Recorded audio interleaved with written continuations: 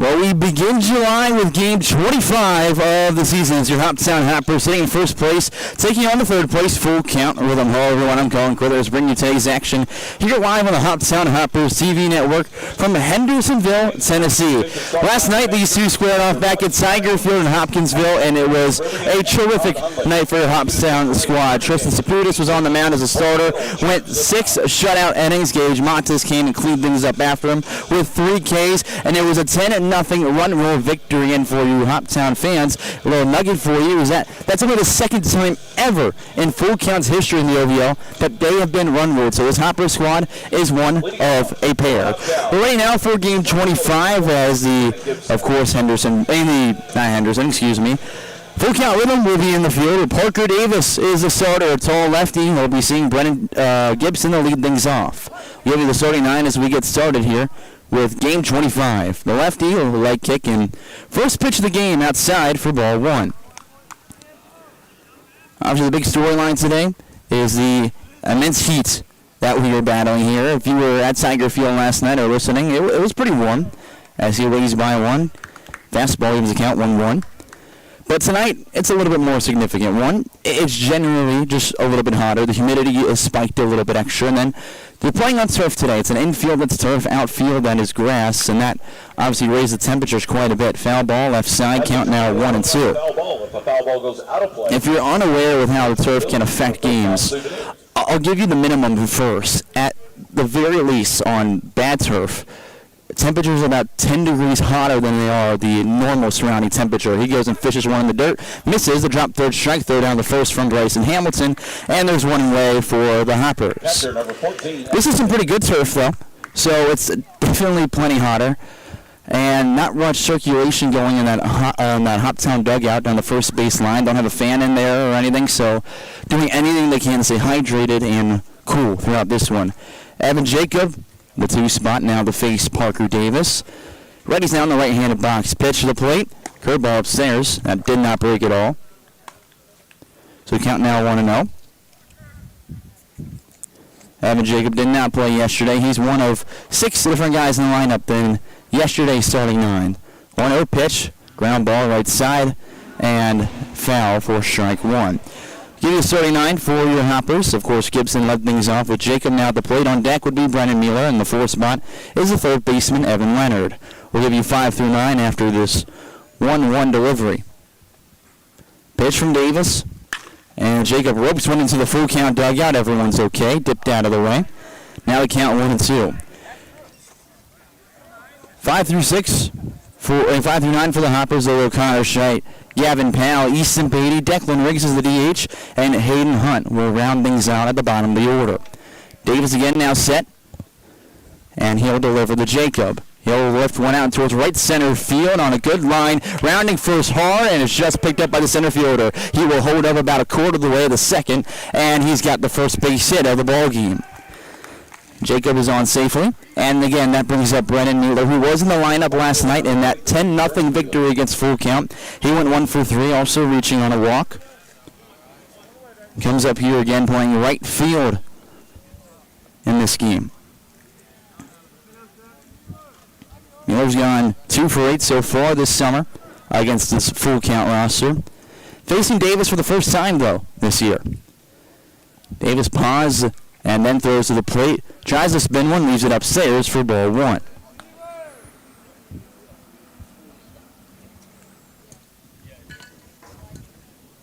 Mueller again. Just finishing up his year with Vol State Community College is the 1-0. He'll swing by it underneath it. Count evens 1 ball and 1 strike. Again, terrific night yesterday where the bats came alive for a plethora of base hits. Mueller being a few of them.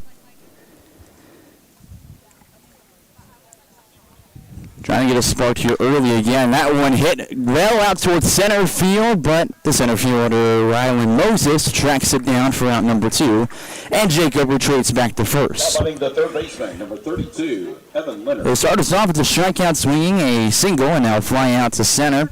We bring up Evan Leonard, the 3rd baseman in this game, who went 1 for 3 yesterday and also got on via a walk. So same as Mueller's line.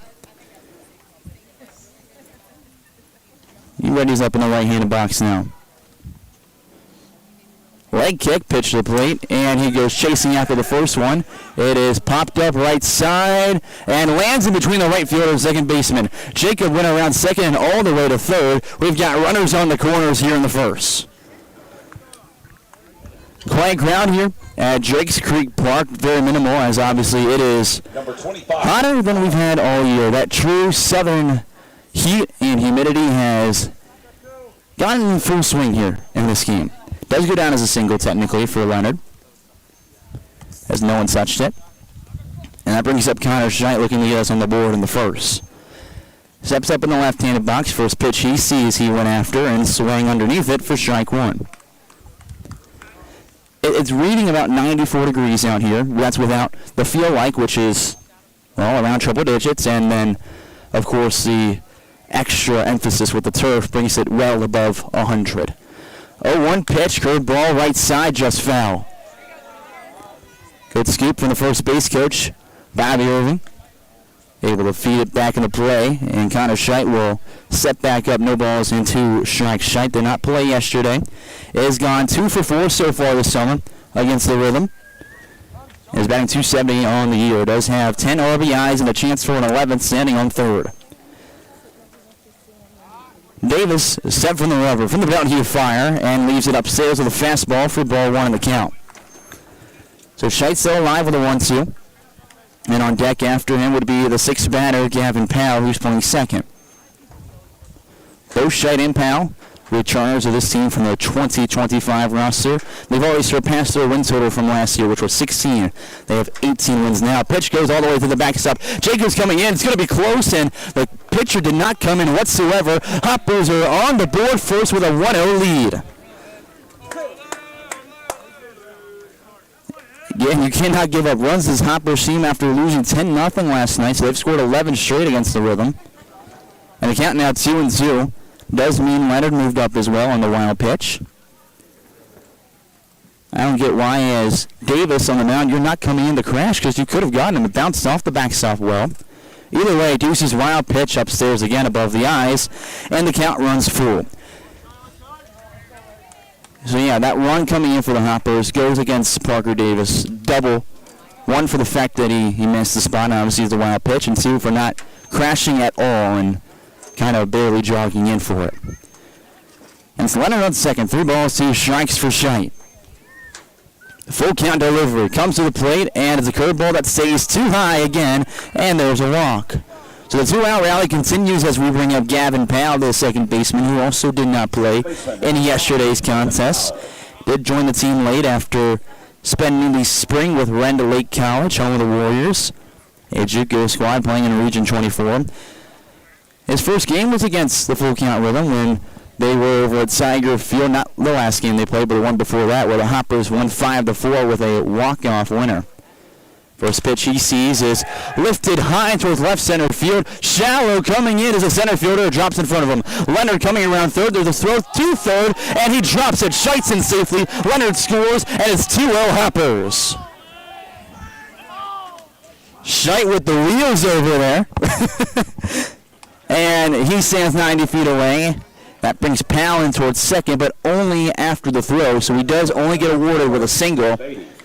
And already the Hoppers are looking to make early damage in this one. Beatty's the 7th batter to come up here in the very first inning. And this is what you need after a humid day, and I'll tell you a story about the bus here in a moment, which kind of delayed this team getting here for this contest. Didn't have the normal time to warm up. Showed up a little bit late after it broke down. Easton Beatty's first pitch, he'll leave it down the pipe for strike 1. Remember, inning began with a strikeout and then a fly out to Mueller in the 3 spot. Outside of that, it's been 3 singles and a walk as well as 2 runs.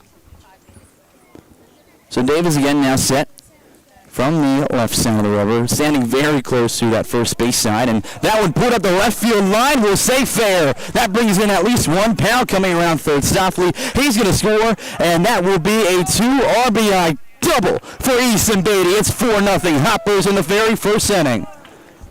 After pouring on 10 the night before, they already come out swinging hot.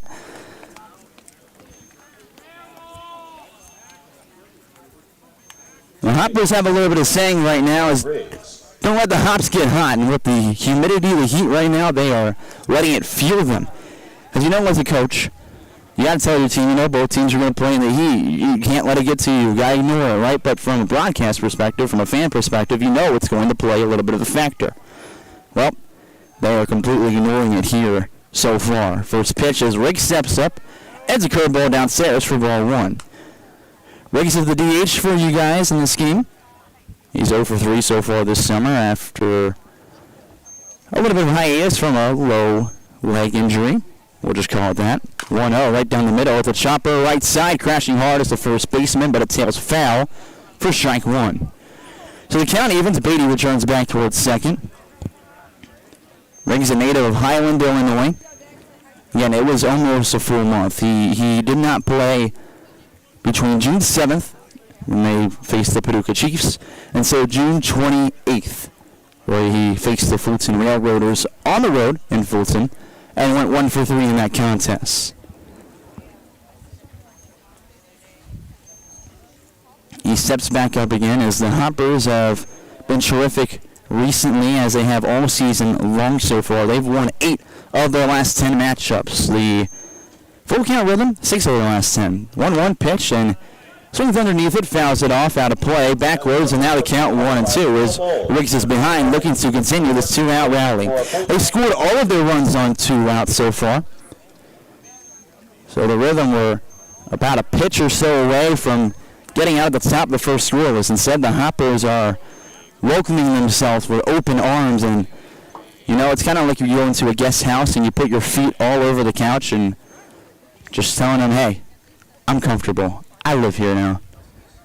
1-2 pitch to Riggs in the dirt, and it's blocked by the catcher Hamilton. Beatty takes off, throw is down there, the slide, not in time, they will throw him out. So he comes up empty-handed with the seal. Riggs will come back up when we return the top of the second, but not before the Hoppers scratch across 4. Early lead as we head to the Rhythm's half of the first inning.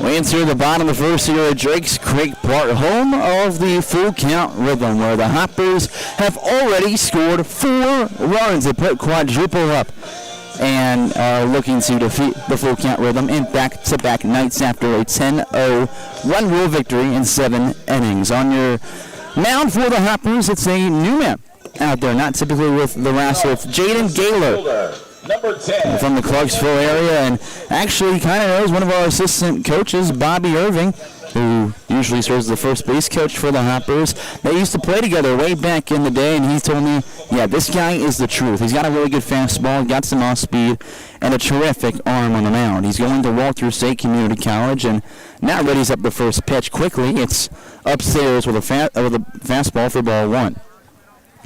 Rylan Moses leads us off, the center fielder for the Rhythm. He's in the left-handed box. Next pitch, fastball, he'll blow it by him for strike 1.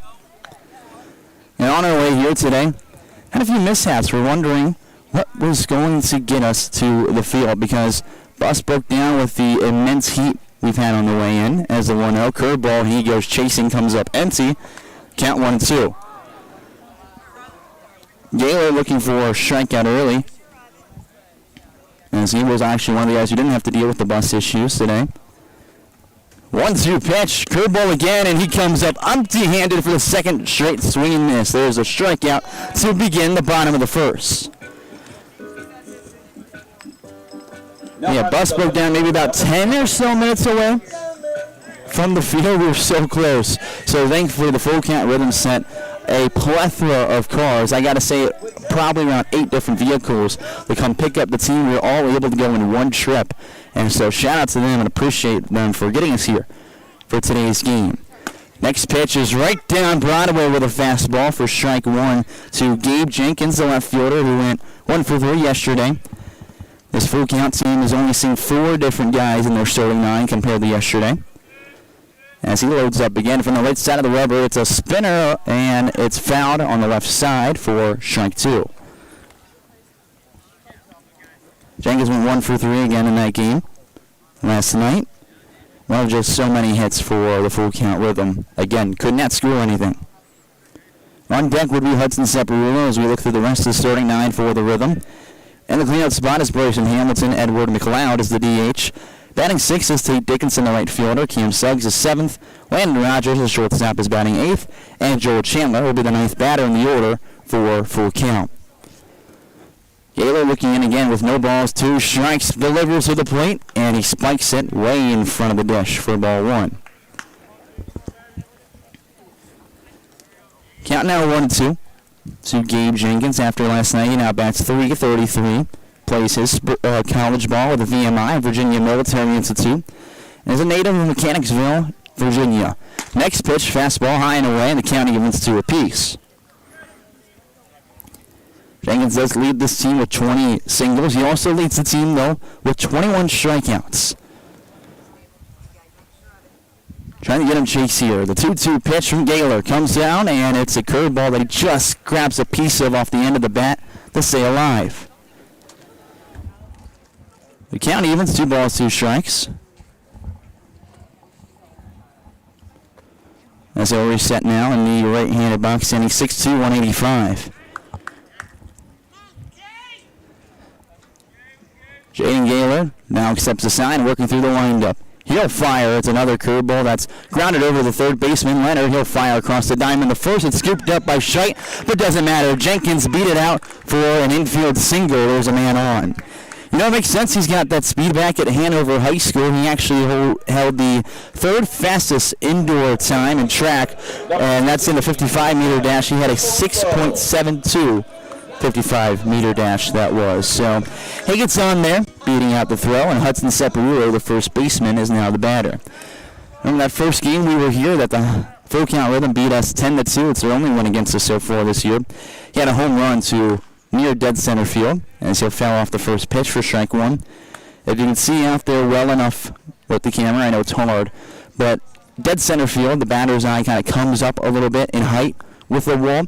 It was literally right to the right of the elevation is where he went yard. And so if you can see any better, it's right above that Chick-fil-A sign. No balls, 1 strike as Gaylor peeks towards first. Now pitches. It's lifted up towards the center field.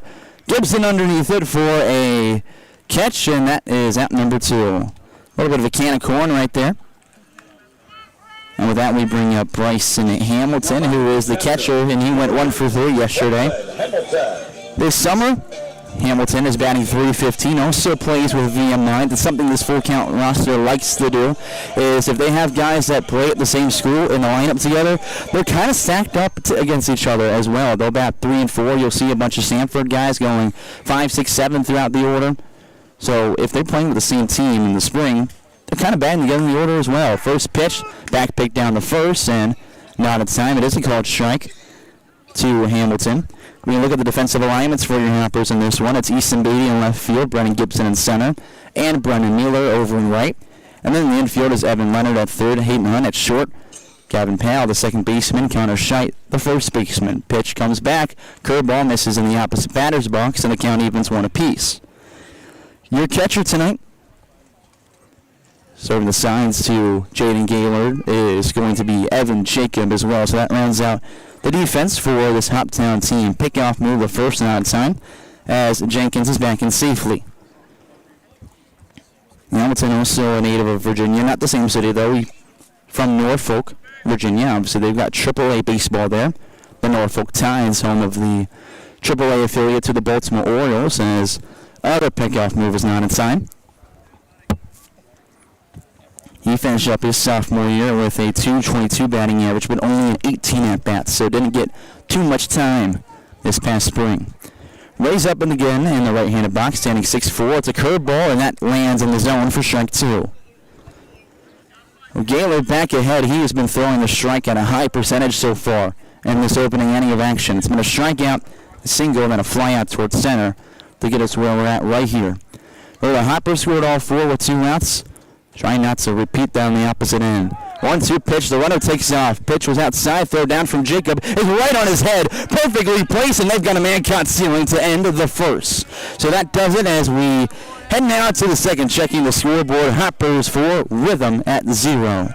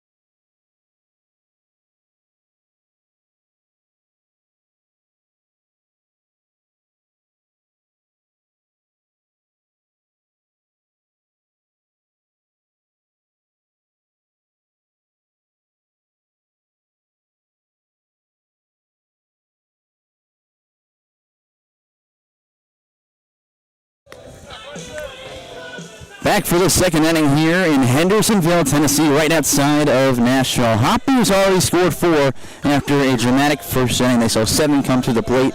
And the Rigs will lead things off as we see 8, 9, and 1 due up to face Parker Davis, still the starting pitcher out there for the Rhythm. Again, it's a 1-1. The turf not helping much, but with the delayed start to 7 o'clock. It actually was a little bit cooler than it did right when we showed up. It was pretty bad, to be quite frankly honest with you. There was a pool everywhere.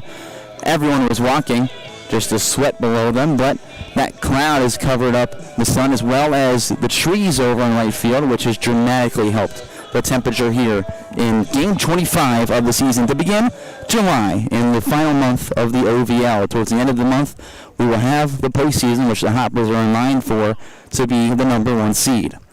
Davis first pitch of the inning. The Rigs, it's a curveball downstairs for ball 1. Riggs was behind in the count 1-2 before the last pitch came in, and Beatty took off for third. Was caught stealing as he came up last inning, just didn't get to finish the at-bat. The DH next pitch runs off the corner, now count 2-0 to Riggs. On deck would be Hayden Hunt, and then again the top of the order due up for the Hoppers. Davis again, leg kick, heel pitch, and it's in there for a fastball, count 2-1. Davis, where he stands, and especially facing lefty, it's difficult. He is very extremely over towards that first base side of the rubber is where he starts. So now the 2-1 pitch, he goes off speed, and Riggs lifts it in the top of the zone towards shallow right center field. Second baseman going back will have to dive after catching it to make sure he secures the out, and he will. There's one away in the inning. We see Hayden Hunt, the 9th batter in the order, come up for the Hoppers. He's manning short in this game, and of course did not play yesterday. With the Heat, there's some little, I'll say food trucks for now, here at Drakes Creek Park. One of them is a food truck. The other one is a Kona ice truck, which, if you're unfamiliar, it's just snow cones, pretty much. They're a big brand of snow cones all over the country.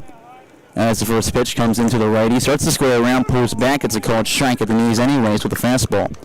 So as soon as we got here, everyone brought their equipment in and set it down. As soon as they were done with that, half the team was over at the Kona Ice Truck grabbing snow cones to cool down. Next pitch is spiked in the turf, and the count evens 1-1. I asked this example Brady Leonard if he enjoyed his. He said it was fantastic. A few other guys enjoyed it. Max Kirby, our third base coach and assistant for the Hoppers, enjoyed a little bit of an orange one as that's a ground ball left side and through the 5-6 gap past the third and shortstop. So there's a one-out single for Hunt. There's a replica of that first inning right now. It was a leadoff out and then a single after it. The Hoppers look to tack on some here early, and again, it would be great to get out of here early in this one with the heat. You've got an off day tomorrow, and then 4 games in 3 days over the weekend. Gibson did strike out swinging in the opening at-bat of today's contest. As shown, he's got really pivotal signs over the seam. He's now 2 for 5 against the Rhythm this summer. As he sees the first pitch, the at-bat from Davis. Fastball at the knees, back pick, not in time. So the count 0-1 to Gibson. He went 2 for 4 last night, including an inside-the-park homer. Went right over the head of the center fielder. At the time was Keeson Hill. And he had trouble picking it up. Gibson's lightning speed brought him all the way around 360 to score. Hunt, big lead off first. He'll take off as the pitch comes in. It's down the middle. Hunt didn't even have to slide. He's in with a stolen base. Really cool thing to notice with Davis on the mound, he took off before he even started to go to the plate, so if Davis was able to hold his massive leg kick, he would have been able to throw back towards first. He never had the inkling to think about it. He was focused on the plate the whole time, even though he looked at him, and just never thought of throwing over there. That's taking advantage of a guy who wasn't ready for it. Gibson lifted towards right field, decently hit, but the right fielder catches it. Hunt will not take off for third, so there's 2 outs with a man in scoring position. Catcher, number 14, Evan Jacob now comes up to the dish after his single in the first inning. Ended up scoring the first run after a wild pitch when he was standing on third. And I need to, at this point, I don't even know if I can, but look through the amount of times the Hoppers have scored with a runner on third and a wild pitch where they just, quote-unquote, stole home. It's not an official steal, obviously, but they were able to get a free base. First pitch to Jacob off speed outside. Tried the curveball, can't get it on that arm side. He's got to rotate a little more. Looks in for the side from his catcher, Bryson Hamilton, now set again from the rubber. He'll look back towards second. And now he'll fire towards the plate as Hunt takes off. There's a swing and miss and no throw down. And they'll say there's interference on Jacob. The runner is out, and that will do it for the inning. They're going to say Jacob interfered on the backswing with him. No, they're going to say he went back. Okay, they're not going to rule him out. That's different. The count evens 1-1. We'll go down as a strike. There's Benny coming out. And without the attempted throw, I don't know if you can say the backswing, because he never moved in the box. Didn't really have the backswing hold it there and then hit him. It was truly just the catcher walked into a backswing, so that's not going to get overturned. Hunt will stay at second base with a 1-1 count. 2 outs here in the top of the second. Hoppers lead 4-0 after all 4 runs came on 2 outs in the first. And they checked on Hamilton there. He's all okay behind the plate. So all is okay. We're all set again with that 1-1 count. On deck would be Brennan Naylor, the right fielder. Davis from the stretch, he's now set. Looks back towards second, now the 1-1 heel right kick and pitch. It's in the dirt, gets away from Hamilton in front of him. Hunt easily will take third and now stands 90 feet away. The count is 2-1 to Jacob. Okay, taking a 5-0 lead here in the first would be quite a statement against this full count team. They came in as one of the favorites in the season. They've won the league for the last 6 years, and that's all the 6 years they've been in the OVL. Came in as a favorite again. They usually recruit a lot of top-level talent, and the Hoppers have shut them down in all but one game. 2-1 pitch to Jacob. He'll leave it above the letters for ball 3 on a fastball.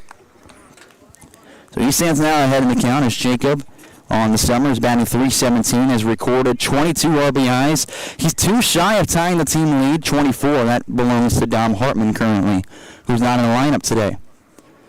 Davis leg kicked the 3-1 pitch, and that one upstairs again for a walk. Runners on the corners for the Hoppers. With still 2 outs, that brings up Brennan Mueller, who flew out to center his last time up. That's only the second walk of the day for Davis pitching. He's given up now 4 hits, all of them singles. You're back to Gavin Powell. He reached second on the hit, just it was on the throw, so you have to give him a single.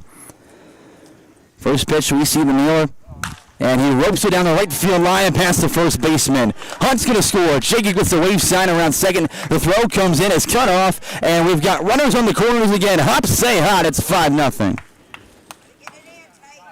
Huge run there, and the statements keep pouring on against the Rhythm. Now batting third baseman, number 32, Evan Leonard. Evan Leonard comes up, who had that single last time he was up as well. Did not score anyone, though. That just moved Jacob into third. Already on this game, Hoppers have 6 base hits, all of them singles. So you string them together, that's all you need. You don't need the extra base hit in the gap. Well, Leonard does have the power on to put one there, though, as his first pitch is a fastball on the outside portion of the plate for strike 1. Leonard, again, a new addition, has been playing with the team for about, give or take 2 weeks, maybe right under 2 weeks. 0-1 pitch is right down the middle on the count now, 0-2 from Parker Davis, who has struggled. He's throwing the off speed a little, but it doesn't break dramatically, so you can read it pretty easily and obviously drive it once you notice. The 0-2 fastball tipped into the glove, and that does the Hoppers in for the top of the second. They score another and now lead 5-0. We head to the bottom half of the second to see the Hoppers back on defense after the break.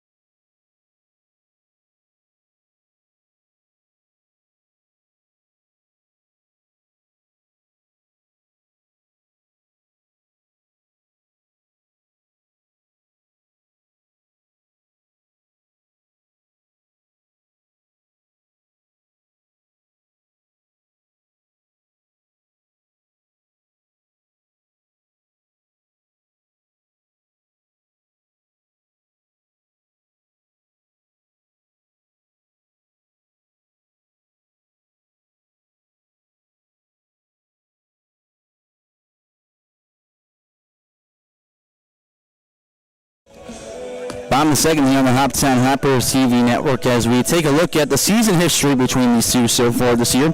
Game 1 they faced off was at this field as Game 5 of the season. The full count Rhythm won pretty handily. They won 10-2 in that game, and it's been Hoppers in the driver's seat the rest of the way. They won 8-7 here after scoring 3 runs in the 9th inning, including a go-ahead RBI single from Mark Harmon to own that 8-7 lead. Got some help from some errors as well. Then they played back at Tiger Field. Hoppers won 5-4 in walkout fashion from a bases-loaded bunt from Ryan McCartan. They give him that win. And then last night, it was a 10-0 7-inning victory. So now Gaylor still back on the mound. He threw terrific in that first inning. He sees Bryson Hamilton back at the plate, the catcher in this game. First pitch, way upstairs for ball 1. There was a strikeout, a single, and a fly out to center that was followed up by a runner caught stealing. Jacob threw one down to second, and where it bounced and was caught was literally right on the head of Jenkins, who was trying to steal. 1-0, fouled backwards into the netting, and the count evens 1-1. Pretty impressive, too. They grab Jenkins on that one because pretty good threat. He's stolen 7 bases so far this year, now caught 3 times. Gaylor, the 1-1 pitch now to the plate. Hamilton will leave it in the dirt, or I guess the turf, for ball 2. It's the only field in the OVL with turf whatsoever, even if it's just the infield, as Hendersonville High School also plays as their home field during the spring season. Next pitch fastball just misses up and in.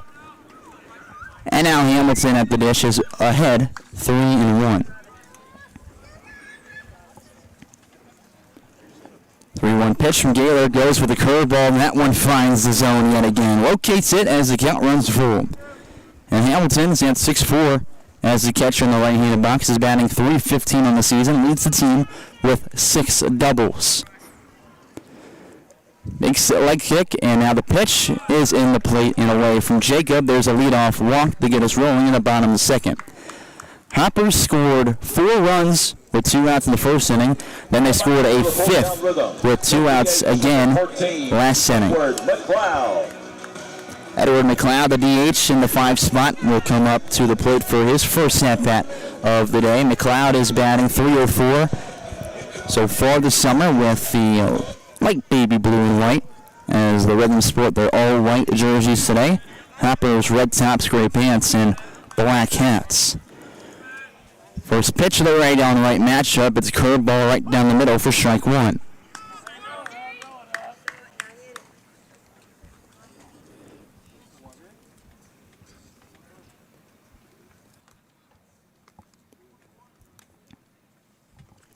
Next one is out towards center field and caught by Gibson on the line. There's one out in the inning, and the runner will have to return back to first base.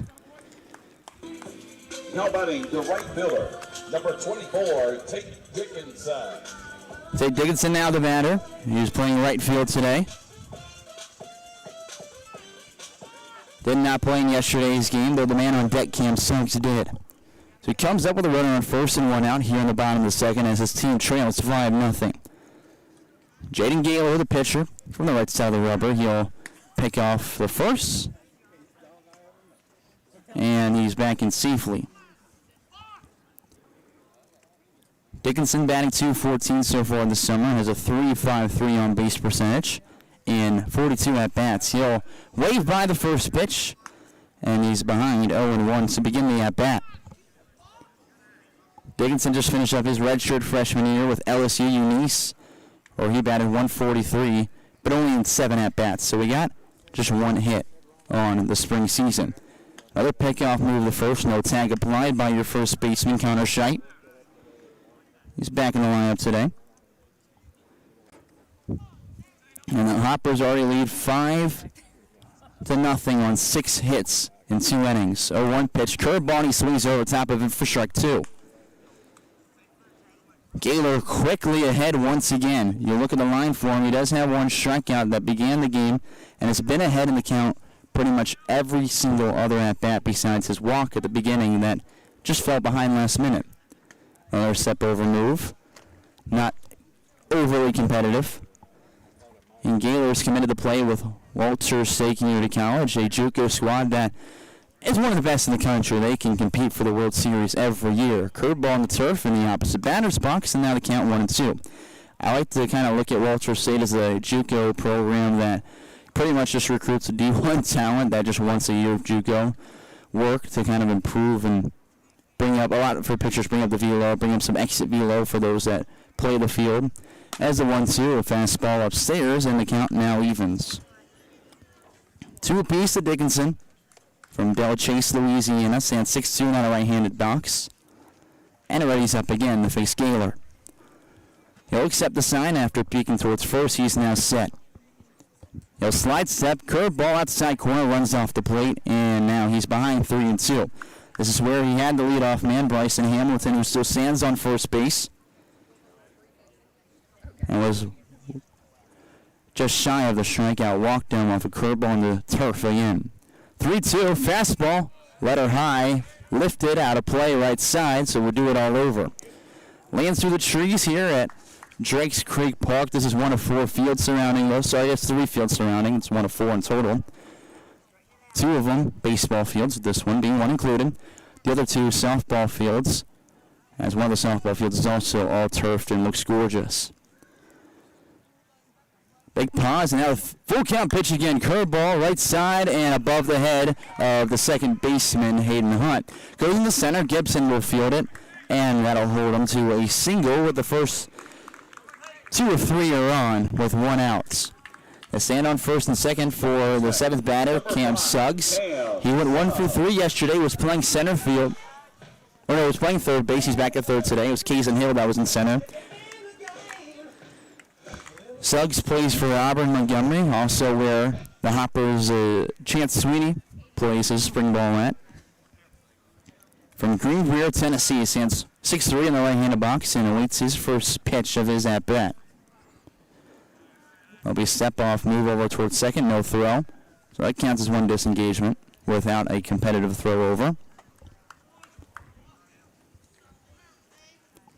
And Gaylor looks in the focus again on the batter, Suggs. First pitch is roped out towards the left field and down for at least a single. Throw comes in quickly from Easton Beatty, and the bases are juiced for the Rhythm. Still only one out. It's been a walk, a line out towards center, and then back-to-back singles have loaded the bases, so that means the tying run technically stands on deck, and the Rhythm look to respond quickly after giving up 5 runs in the first 2 innings. Landon Rogers, the shortstop, and hopefully that Kona ice didn't cool down this Hoppers team after a 10-0 start last night. 5 runs in the first 2 innings, and trying to keep them scoreless here with no damage coming across. First pitch to Rogers, upstairs for ball 1. Might have to go get some Kona ice at some point for myself as well to cool down. I don't know what I'll get. Maybe some orange, maybe some lemon. I don't know. I don't even remember what the flavors are at this point. I think Tiger Blood's one of them. I used to love that as a child. 1-0 pitch from Gaylor right down the middle, and he swings at it belt high. Goes in the left center field. Bringing it quickly is Easton Beatty, so 1 run comes across only. Bases stay loaded. It's 5 runs. So Rhythm's first run in 2 nights against the Hoppers. RBI awarded to the shortstop, and now we go to the 9th spot with Joel Chandler coming up to follow up a trifecta of singles before him. Chandler went 0 for 3 last night, playing second base again in this game. Number 4, Joel Chandler. Chandler's batting .255 so far this summer. Is a native of the Mississippi-Alabama border. They say he's from Brandon, Mississippi, but lived in Orange, Alabama, where he attended Orange Beach High School. This is Orange Beach, Alabama. Excuse me, not just Orange, Alabama. Gaylor, a couple looks back towards first, and now the slide step. First pitch, curveball down the middle for strike 1. Chandler just finished up his freshman year with Montevallo College. Had a .288 batting average there and a .388 on base percentage. Has brought in 8 RBIs so far this summer. And a chance for a few more here. Goes at 1 in the dirt, and will hold up in time. The count now evens 1-1 with, again, the runners in the corners and only 1 out. Oh, I guess there's 2 outs as the runner on second got out somehow. I missed that. I apologize. Gaylor again. Throw over to first. No tag applied by Scheidt. They're just keeping him honest over there. Don't want him in scoring position in case one's put in the gaps yet again after 3 straight singles after the first out. Long pause as Gaylor now slide steps to the plate, goes to that curveball that he just grabs off the end of the bat, and the count now 1-2. And that's Cam Suggs, who would have been standing on second and is now no longer in the field. It's Rogers standing on first and Dickinson standing on third for the full count Rhythm. Gaylor, it's his first appearance with this collegiate squad. Doing fantastic with a high strike percentage and looking for his second K of the night. The 1-2 delivery, he'll fire, and he misses outside with the fastball. The count evens 2-2 with 2 outs in the bottom of the second. Again, still just runners on the corners. Hoppers lead 5-1 after the Rhythm have already bottled run here in the bottom half of the inning. Gaylor again now set. From the stretch he fires. It's a curveball that he goes fishing for, and again comes up with nothing. That'll end the bottom of the second as the Hoppers lead 5-1. We head to the third here in Hendersonville, Tennessee.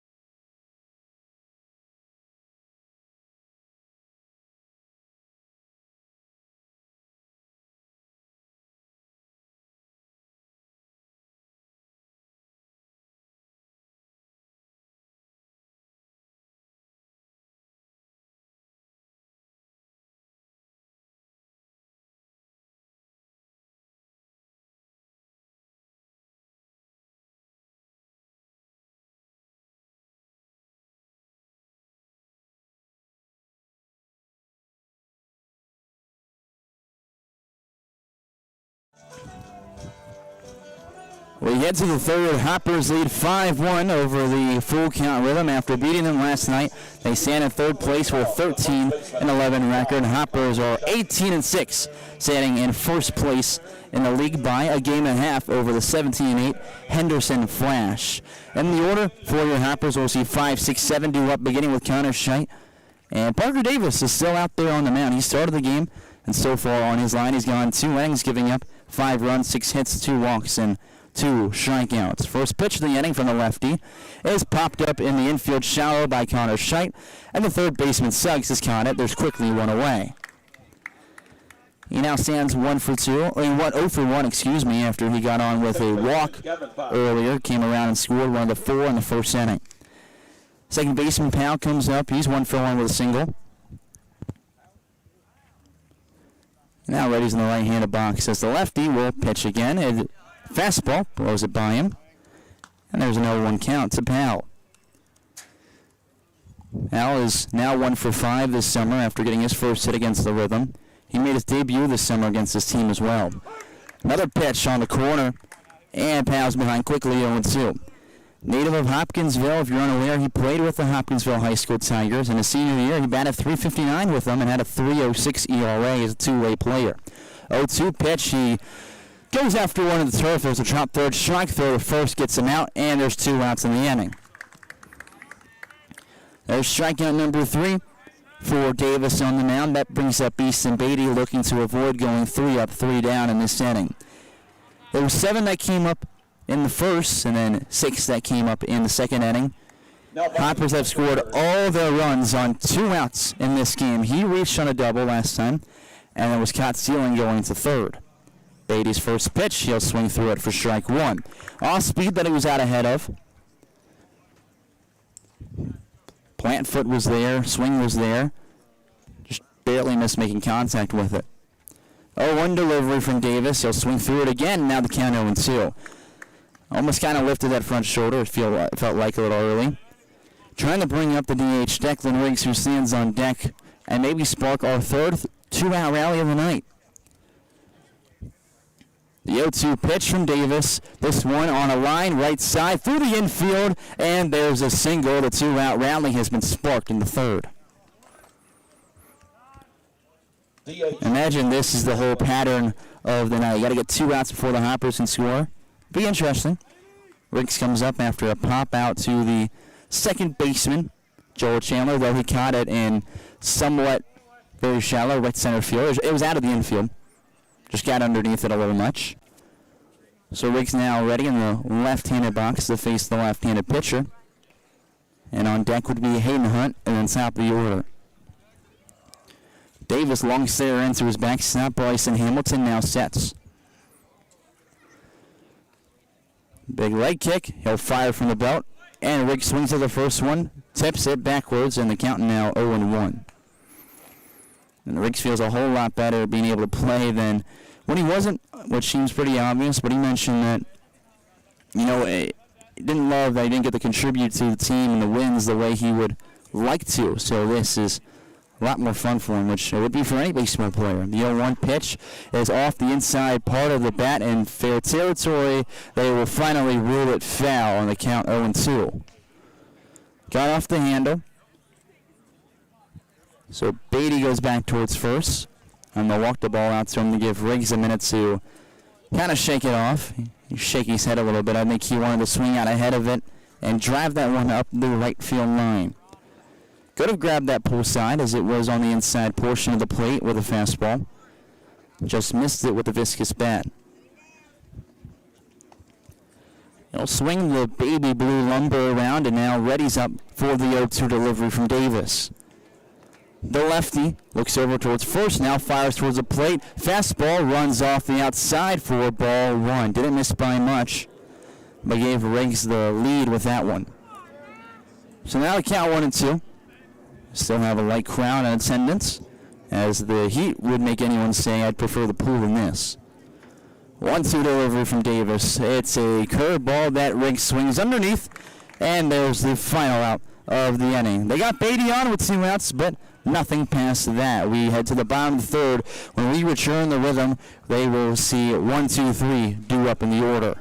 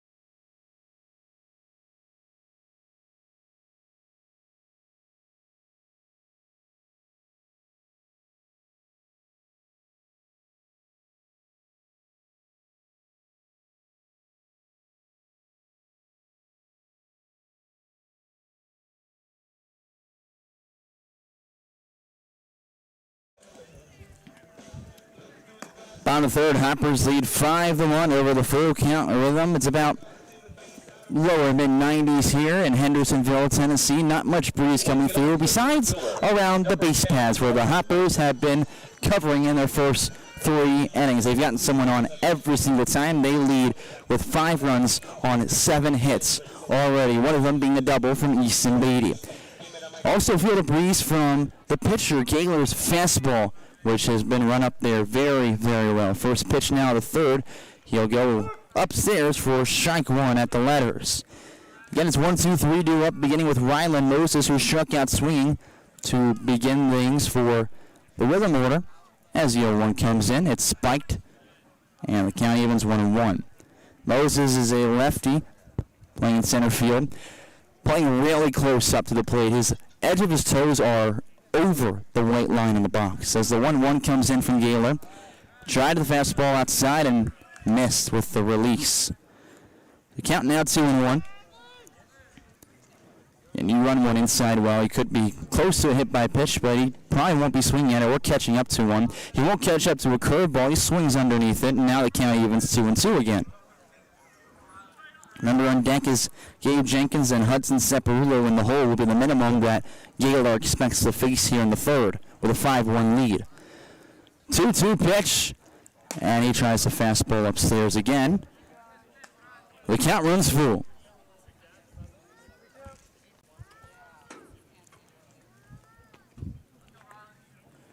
Already has 2 strikeouts, 1 per inning so far. Fires the full count delivery, curveball downstairs, and there's another leadoff walk, which is how we began the second. That was Bryson Hamilton, who now stands in the hole, who got on with a walk and has scored the only run so far for the rhythm.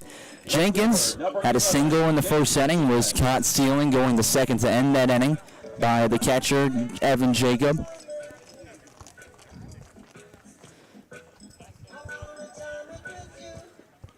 He readies up again in the right-handed box now.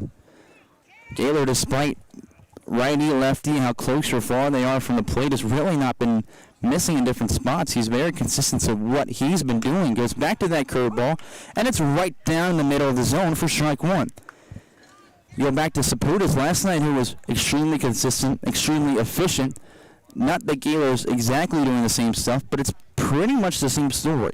He's sticking to his own stuff here. He's not letting each batter kind of affect where he throws a pitch. Obviously, you got to throw different for each guy, lefty, righty, but he'll swing past one, and the count now 0-2. It's not like, oh, there's a lefty, I only miss now way outside compared to when I don't miss to a righty. It's the same stuff, lefty v. righty, and he's confident both his fastball and his curveball that he's thrown so far in this one. Gaylor again with a runner on first and no outs. 0-2 pitch will have to wait as there's a pickoff move to the first, and the tag applied on time from Connor Scheidt. So the 0-2 delayed now. Gabe Jenkins awaiting the pitch. Set from the rubber. Gaylor, slide step, curveball, and he gets him swinging and missing. There's strikeout number 3 of the day for Gaylor. Hudson Separulo comes up, Number 19. and right now a party ball would actually end the inning. I'm just going to start trying to use that term more. We heard it from Brady Leonard. He said a grad assistant at UIndy, where he attends school, actually brought that up to him and Nate Jessup once, and it came out of nowhere, but we all loved it and started calling every double play a party ball. So the tall lefty, first pitch, fastball, runs outside, misses for ball 1.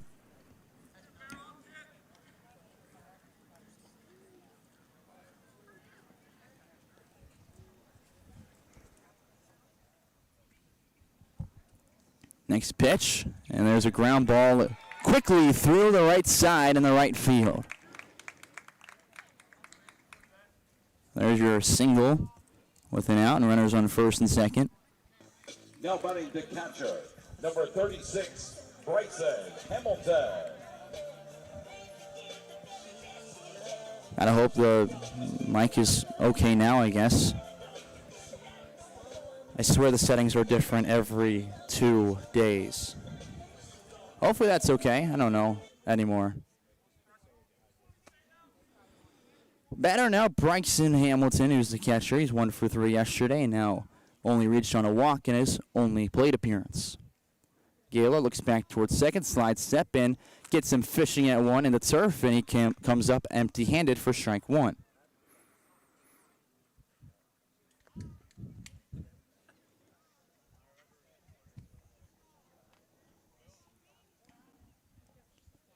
Long look in from Gaylor before getting set after receiving the sign from Jacob. Looks back towards second a couple of times, but still comes to the plate with a pitch, runs it high and in, and misses release side for ball one. And Hamilton, tall righty, stands in there at 6 foot 4 inches, a native of Norfolk, Virginia. Rated .222 batting average with VMI. Next pitch runs off the corner glove side, and now the count is 2-1.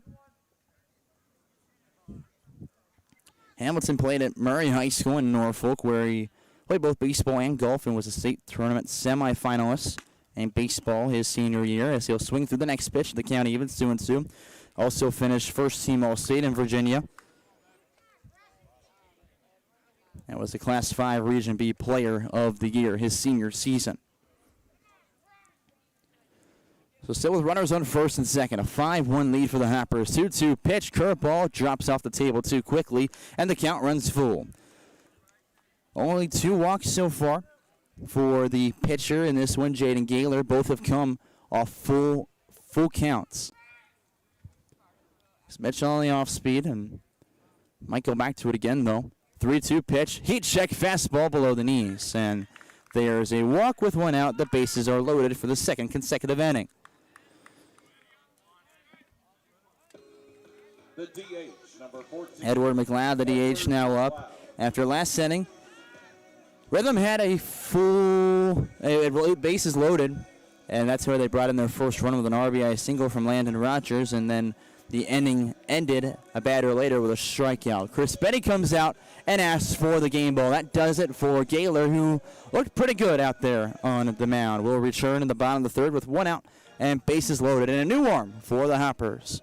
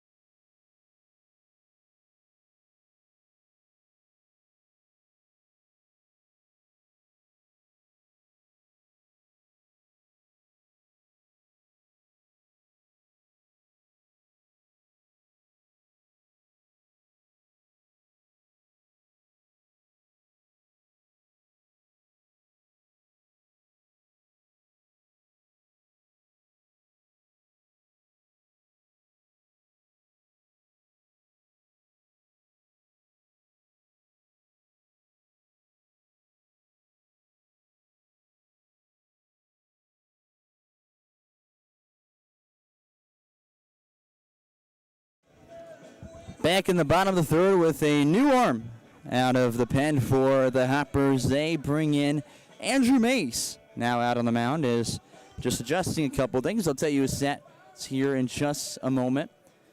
Hopefully this is all good for you guys. As I don't get why it's been a little bit hotter on the mic today via the, I guess hot in industry terms just means loud. Let me adjust something real quick here live, because now you get behind the scenes of what we're doing. I don't know. Well, it's Andrew Mays coming in for Jaden Gaylor. Mays has gone 4 appearances and 11 total innings so far this summer. Carries a 1.64 ERA into today's outing. He's given up 2 runs, both earned on 9 hits, 5 walks, 3 hit by pitches, and 8 strikeouts. He has a nasty curveball that he could deliver here yet again. He inherits bases loaded and 1 out with a 5-1 lead. So leading by 4, the tying run is at the plate right now in form of McLeod, who lined out to center field and is only at bat so far today. First pitch from Mays, and this one is popped up out of play right side. So there's strike 1. Hopefully those trees behind us can bring us a little bit of a breeze as the sun is setting here in Hendersonville, Tennessee. Next pitch, Andrew Mays tries off speed and leaves at the eyes. Count evens 1-1. Mays just graduated Christian County High School. Going to Ren Lake next year, will be joining Gavin Powell, today's shortstop, or the second baseman, excuse me, for the Hoppers. As the next pitch is at the knees for strike 2. So 1-2 now your count. On deck after McLeod would be Tate Dickinson, who reached on a single in that second inning where the Rhythm have scored their only run so far. Mays sets from the rubber. From the right side, he deals 1-2 curveball, and he'll pull the string too early. It bounces in front of the plate. The count evens 2-2. The DH McLeod readies up again in the right-handed box, looking to bring in a few and start cutting into the deficit.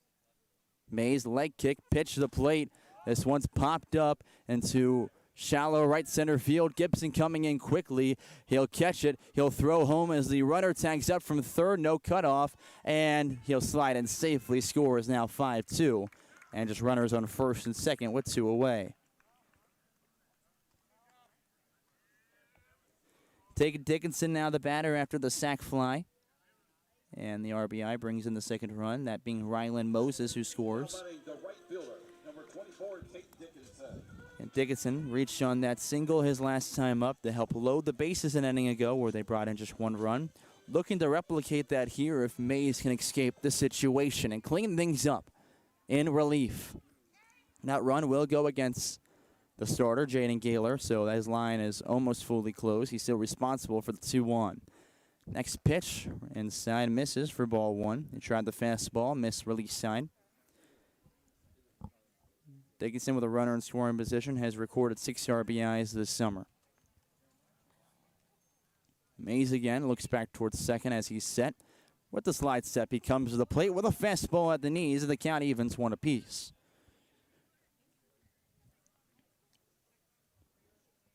Things settling quiet here as full count fans hoping they can get something really started, as their team trails by 3 after a run rule last night and a loss before that as well to Paducah. The 1-1 pitch, fastball runs inside, and now the count 2-1 from Andrew Mays as he delivers.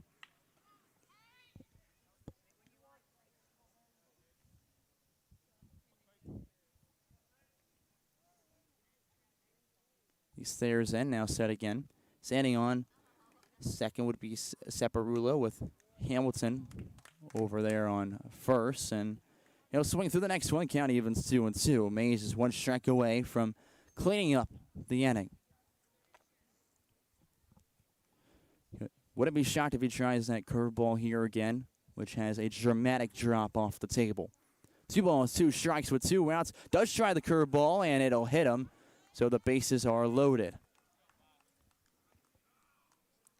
So now with bases loaded again and 2 outs, it's going to be Cam Suggs, the third baseman, after our first hit by pitch of the game.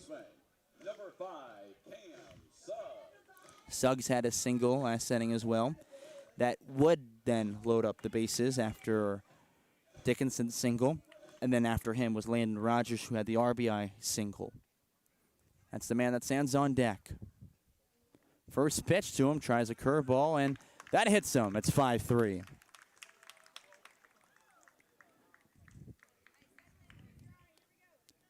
Mays isn't able to clean up too much right now. So that's the third one that'll be awarded against Gaylor. And he's only responsible now for Bryson Hamilton standing on third. Mays is responsible for Dickinson on second and Suggs on first after the pair of hit by pitches. Now up is going to be Landon Rogers, who had that RBI single an inning ago. He hits one now towards the shallow right field. Coming in is Mueller, flips the glove and catches it as we finally escape the third inning. Two come across as they cut the deficit in half. It's 5-3 as we play the third and head to the fourth.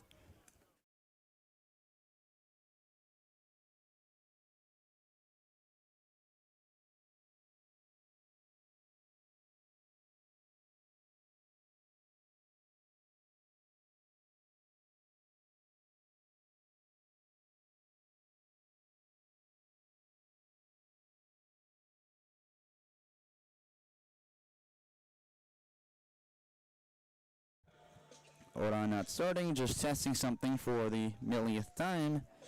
Making sure we're all good here. Hopefully the sound and level is okay. I don't get it. Sorry everyone while you're hearing this is the behind the scenes what you have to deal with, right? You have the bus breakdown, you're setting up last second, you're getting everything ready with basically seconds to spare.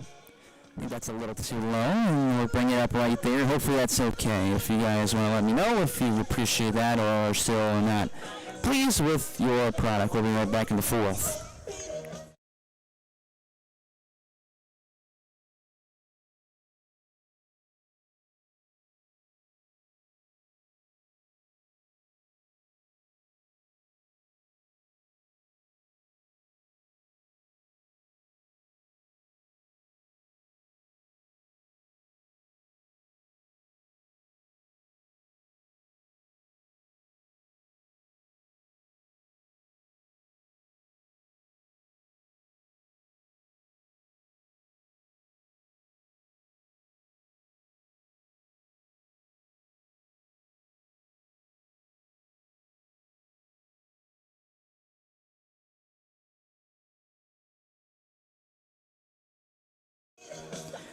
As we now head to the fourth inning at Drakes Creek Park, the Rhythm elect to keep their starter Parker Davis on the mound. We'll see 9 with Hayden Hunt, and at top of the order due up for the Hoppers. The minimum that will come up is Hunt, the leadoff man, and then Brennan Gibson and Evan Jacob in the hole.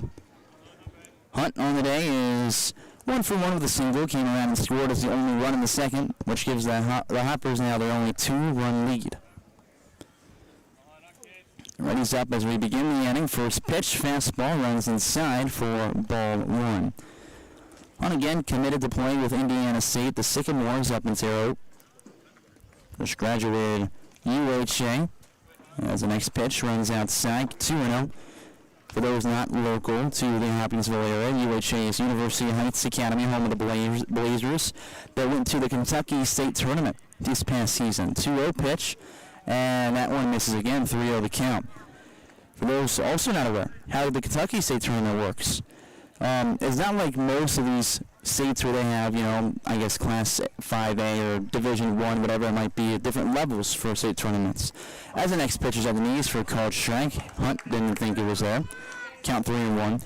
Kentucky has every school playing one major division. They also have a small school tournament mid-season, but everyone's in one tournament with different regions that split up, and you come out your region, and the final 16 are in the state tournament.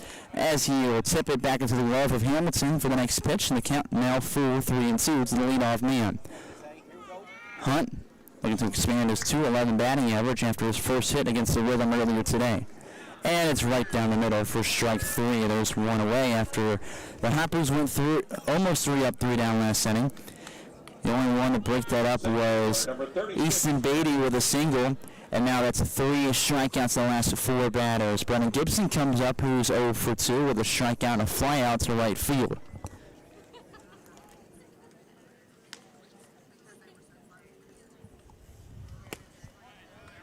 First pitch will be called a strike.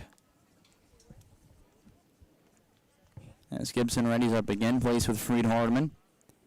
Next one skips way in front of him on the turf, and the count now 1-1. Was the Mid-South Conference Freshman of the Year after a terrific spring.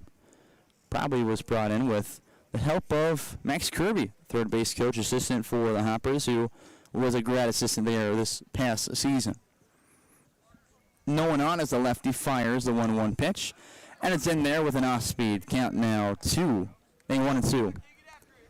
There is some activity down in the full count bullpen. Can't see down much through the Hoppers bullpen area, so I don't know if there's any action there.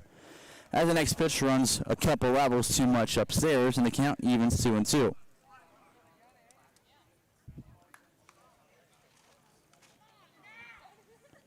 On the left side of the rubber again, 2-2 when another fastball way too high. He's not working down much and almost dropping the shoulder before he pitched the last two, which means he kind of shot it up as he released. So count full with 1 out and no one on here on the top of the fourth. It's a 5-3 lead for the Hoppers. From the rubber, it's fired. It's an off-speed that Gibson started to go around. No check, he did, and there's another strikeout. Back-to-back Ks open up the fourth. Evan Jacob comes up after his team has now struck out 6 times in this game. In their first game here when they lost 10-2, they had their season-high 15 strikeouts. They've tied once. Actually, it was another game that they played against Full Count at home, and they end up winning 5-4 with that walk-off. So Evan Jacob, now the first pitch he'll see in the right-handed box, comes in and misses upstairs. Count 1-0. Jacob, earlier, he got on with a single as well as a walk. So he's 1 for 1 with 1 run. As the next pitch, he'll pop up backwards out of play, and the count evens 1 apiece. So on deck is Brendan Mueller with Evan Leonard standing in the hole. Jacob's a guy who loves to come up and just have fun with the game. You got to remember that baseball is a game, and that's what helps him be so terrific at the plate. 1-1 pitch from Davis. It's way too far up to be called. 2-1 the count to Evan Jacob, who is batting a .317 average so far this summer. 408 on base percentage.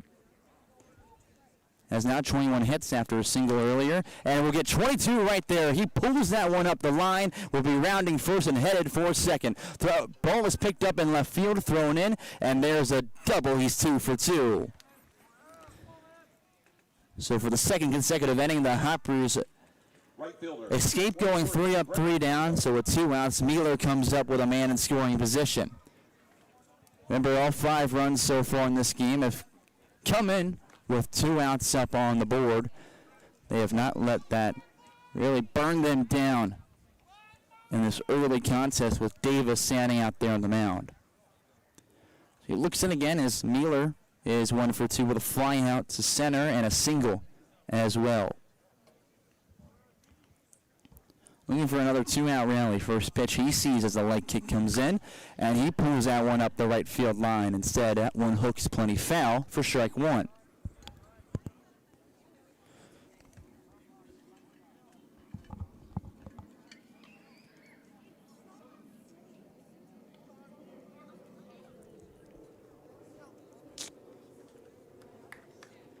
No balls, 1 strike as Mueller digs back into the box. Pitch comes in from Davis, and he'll leave it upstairs again. Count 1-1. Everything that he's missed recently has been way too far up to even think about swinging. It's not one of those pitches that's high up and lights up the eyes. It's just, whoa, I can't believe it's up there. Almost looks like an airplane coming in. Davis, a long look back towards Jacob at second, then will pitch.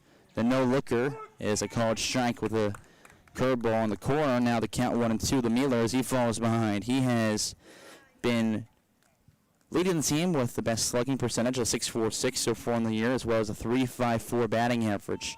Does have 15 RBIs. Helps that he has a team-tied lead, 4 home runs. The 1-2 pitch, curveball, it's in there, and there's 3 Ks to sit down the Hoppers in the top of the fourth. Lead by 2 as we head to the bottom half of the inning. Hoppers up by 5-3.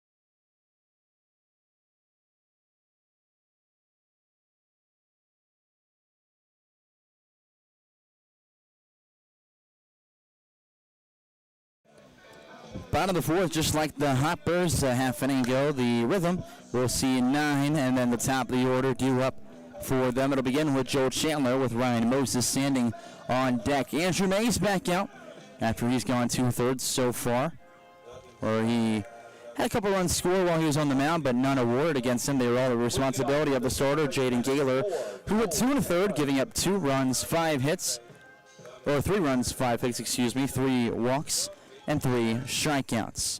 Mays didn't give up any hits, just a sac fly and a couple hit by pitches to bring in some runs.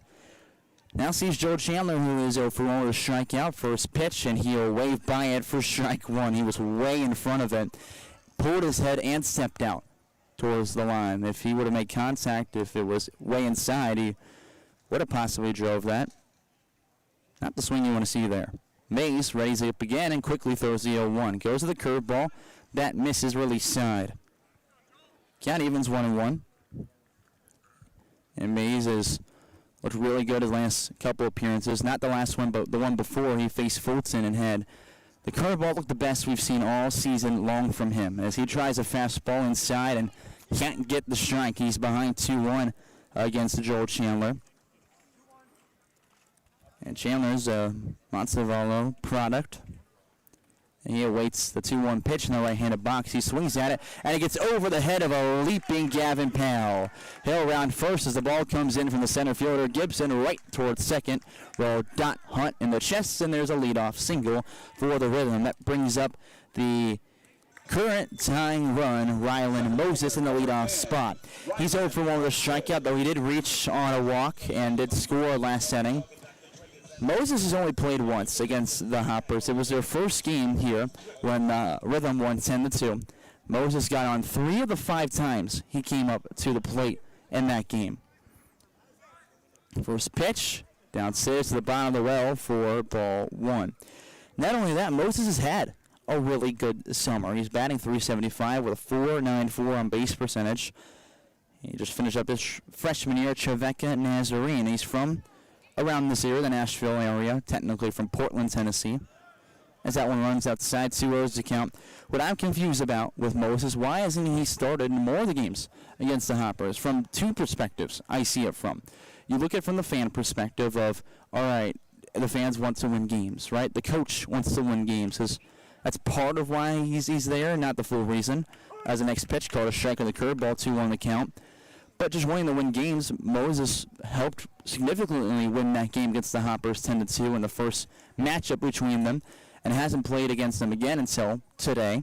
So there's one perspective you can look at it from, as Mays will pick off towards first to no avail.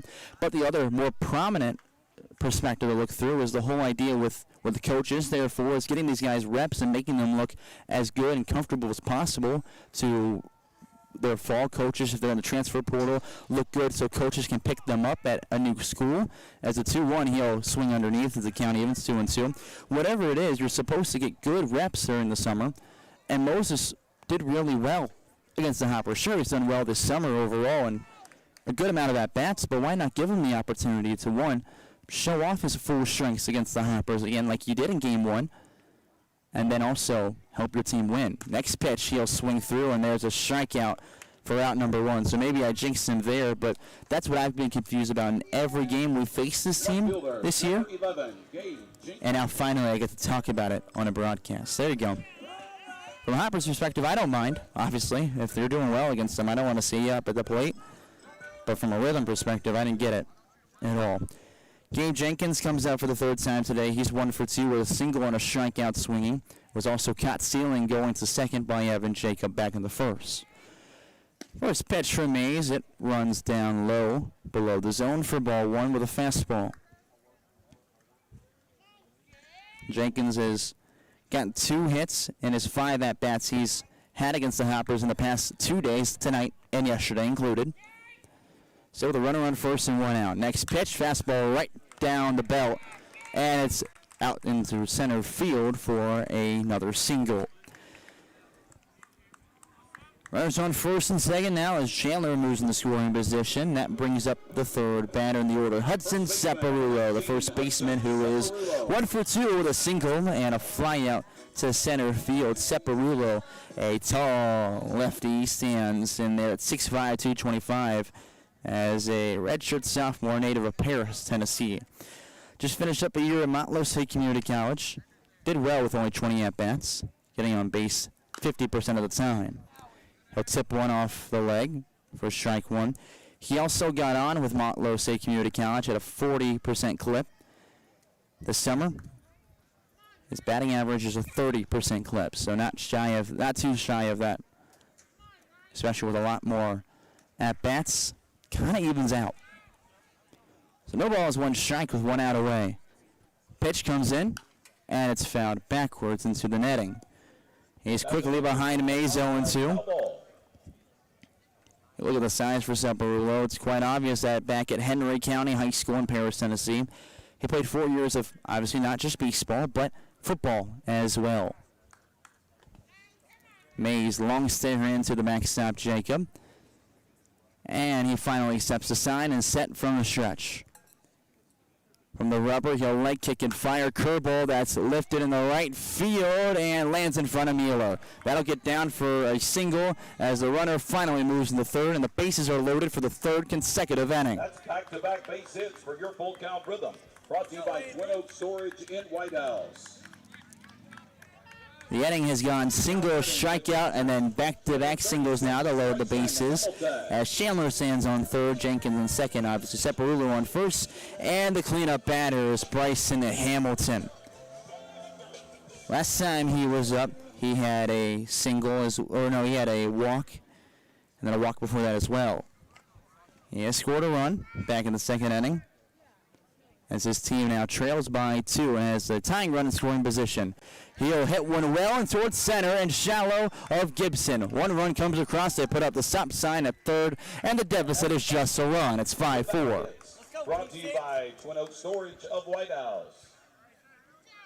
Now batting, DH number 14. Another trifecta of singles. The hat trick brings in a run, and Mays has got to find a way to clean things up right here the next 2 batters. You go Edward McLeod, the DH, who is 0 for 1 with a sac fly, as well as Tate Dickinson, who is 1 for 1 with a single and a hit by pitch on deck after him. Quick meeting between Jacob Mays and the first baseman, Connor Scheidt, with bases loaded, 1 out. Tying run on third, go ahead standing on second, and Insurance Silver on first base. This summer for Edward McLeod, as we wait for the meeting to conclude, he's batting .304, has recorded 6 RBIs coming into the game. Sophomore at Sanford, did not record any stats there, but did well with St. Paul's Episcopal High School.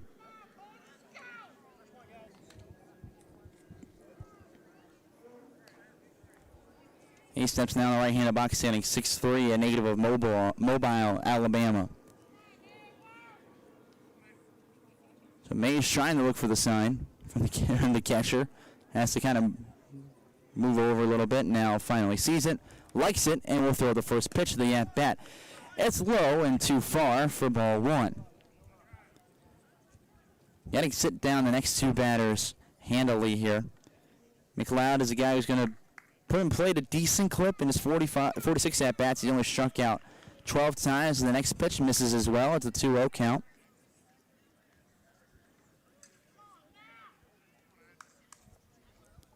And Mays looks in again. He'll accept and now set from the rubber. And from the belt, he fires another fastball down low. He is struggling to locate the zone whatsoever. He's got to refocus there on one spot with a 3-0 count in danger of walking in the tying run. After the Hoppers had a 5-0 lead and 2 innings of play, we're now set back to an even ball game. Pretty much everything that's come in for the full count rhythm all goes in the book, somewhat earned. It's all been on hit by pitches and walks now. They only have 1 run that's come in off an RBI single back in the second inning. Outside of that, everything's been a free pass for this team. Mays now sees the guy he second face in this game, Tate Dickinson. Again, 1 for 1 with a walk and a hit by pitch. And tied at 5 after 2 come in. This one roped up the center. Diving play by Hunt. He'll drop it. They'll throw it towards second. And no other throw comes across. They will tag out the runner at second base for the out. And the run does not score in time. So it is not a full count lead. It is 5-5 as we head to the 5th. They somehow get out of the inning without the deficit. So we're back to an even ball game as we head to the 5th. Hoppers back at the plate when we return. And while we go to the break, full count will argue the call. We'll be right back.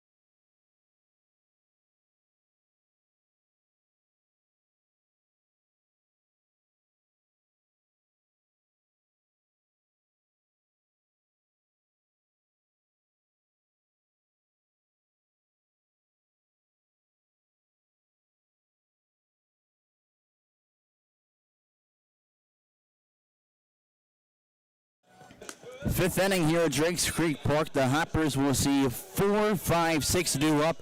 And we'll see a new pitcher on the mound after they relieve their starter. He went 3 total innings, giving up 5 runs on 8 hits, 2 walks, and 7 strikeouts. New out on the mound, Mahoney Donnick gets the nod from head coach Josh Carmen. Donnick for this squad is a 6'2", 185 right-handed pitcher from Nashville, Tennessee, so right around the area. Just finished up his sophomore year at Denison up in Ohio, where he made 11 appearances and 33.2 innings of work. He carried a 4.01 ERA into this summer. Again, it's 4, 5, 6 due up, beginning with Evan Leonard, who's up for the 3rd time today. He's 1 for 2 with a single and a strikeout, swinging his last time up in the 2nd inning. So up now in the 5th as we are tied at 5. The Hoppers scored all 5 on 2 outs, 4 in the 1st, 1 in the 5th. And then the Rhythm responded with 1 in the 3rd, 2. They 1 in the 2nd, 2 in the 3rd, and 2 again in the 4th. First pitch of the at-bat is right down the pipe for strike 1. We're underway here in the 5th. Again, a little bit later, actually, and probably about half the inning, we'll give you your trivia question of the day. Make sure you play along with us. On deck is Connor Scheidt, the lefty. But first it's the right-handed dealer who runs one inside to the left-handed batter. And the count evens 1-1. Donnick again battling Leonard. Plays at Cleveland State Community College as a two-way guy. Graduated high school as a number 16 catcher in the state of Tennessee, according to Perfect Game. Fastball at the knees, and now he's behind 1-2 against Donnick. Denison, D3 squad again up in Ohio, won the national title past year. Really good program.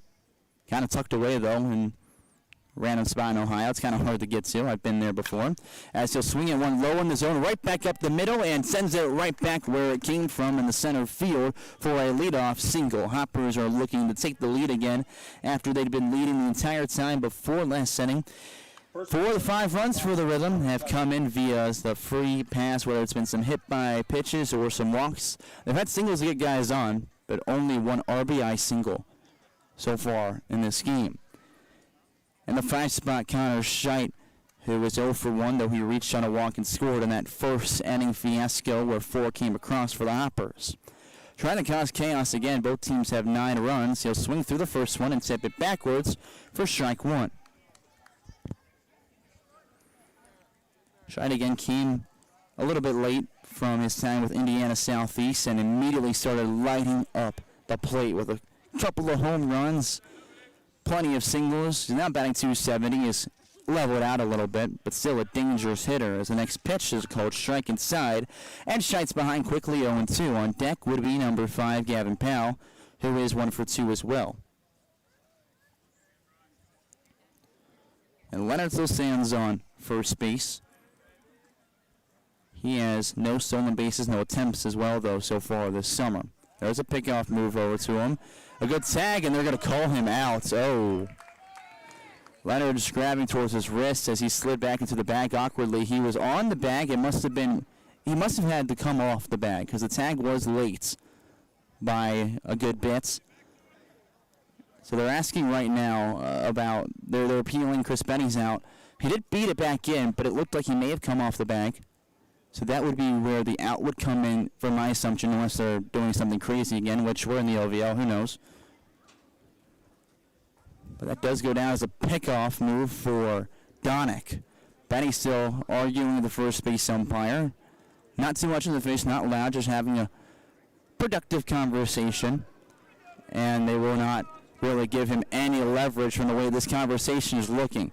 Again, from what I saw, I had a pretty good look at it. Leonard was in safely by beating it, and then I guess his hand must have come off, and he was grabbing his wrist. I think he got cleated maybe by the first baseman, which obviously your hand's going to come off if you get cleated. That hurts, which would give him an excuse to actually be safe. If your hand comes off via the injury in that form, it cannot be ruled out. Didn't see it, and I don't know if he did get him, but that's the only way I see him getting hurt, unless he also slid into the bag awkward.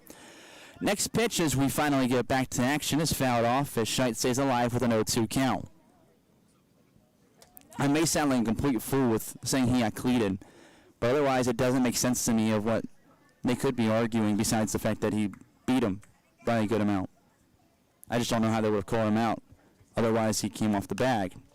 Scheidt again fouls it off. That one does leave the yard, though. And he's still in there. No balls and 2 strikes. Scheidt is a guy who, so far this season, has been decent working counts. He's been seeing about 3 3/4 pitches per plate appearance so far this summer. He's making contact with just shy of 80% of them. 80% of the pitches he swings at, I should add on to that, though. Donick again from the right side of the rubber. He fires and runs one outside for ball 1 of the count. Again, there's one away with no one on the bases. Gavin Powell is the man on deck with Easton Beatty standing in the hole. Hoppers tied 5-5 with a full count rhythm after they led 5-0 at one point. Next pitch outside again. Now the count is even. 2 balls and 2 strikes to Scheidt. He's walked 10 times this year, has not received a hit by pitch. That's on 10 hits as well, though, so he's completely even with not only 10 hits and 10 walks, but also 10 RBIs. Only chance for an RBI here, though, would be a solo homer. 2-2 delivery, and it's a ground ball right side, just fair. The bag is scooped up by the first baseman, and he's out after a broken bat swing, and 2 are put down for the Hoppers for Gavin Powell.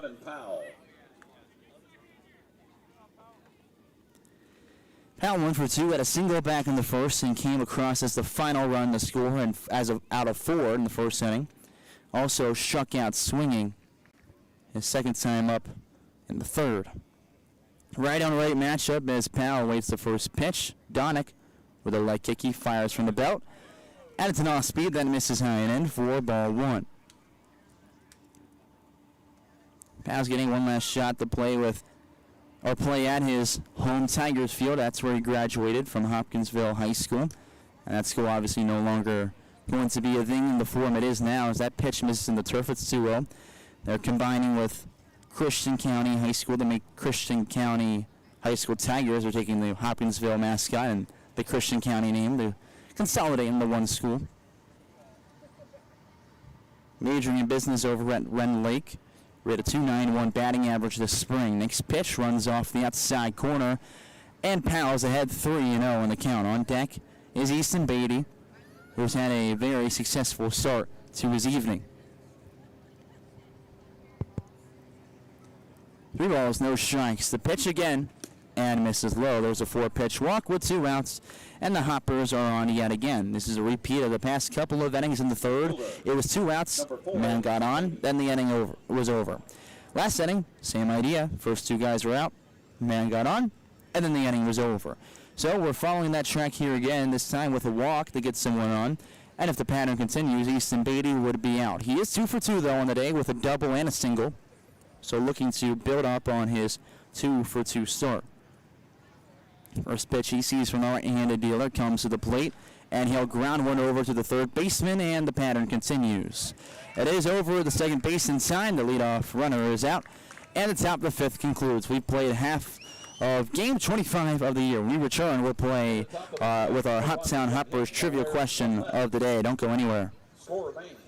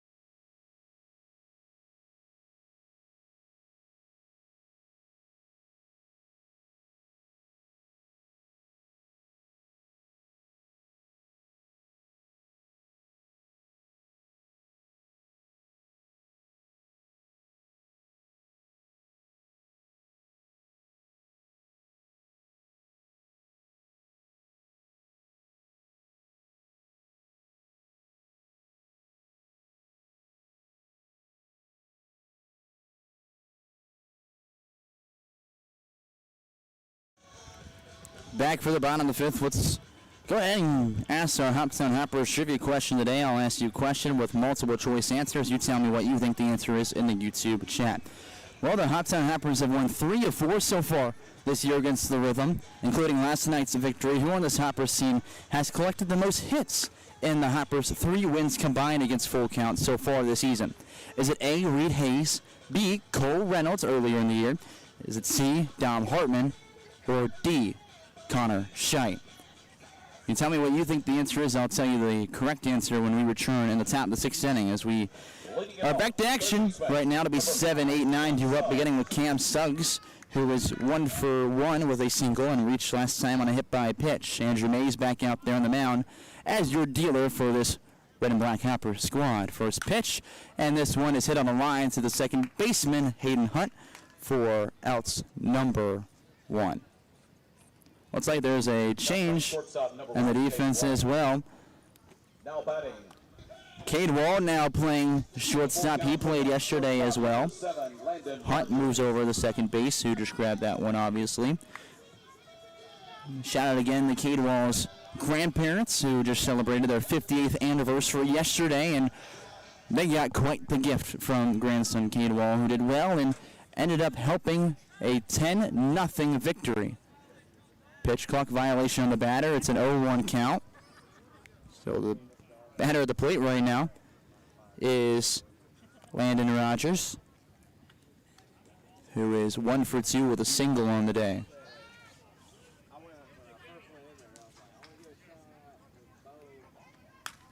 He'll swing at the first pitch. He actually sees as a pop out the cage wall, and hey, grandparents, there's out number 2.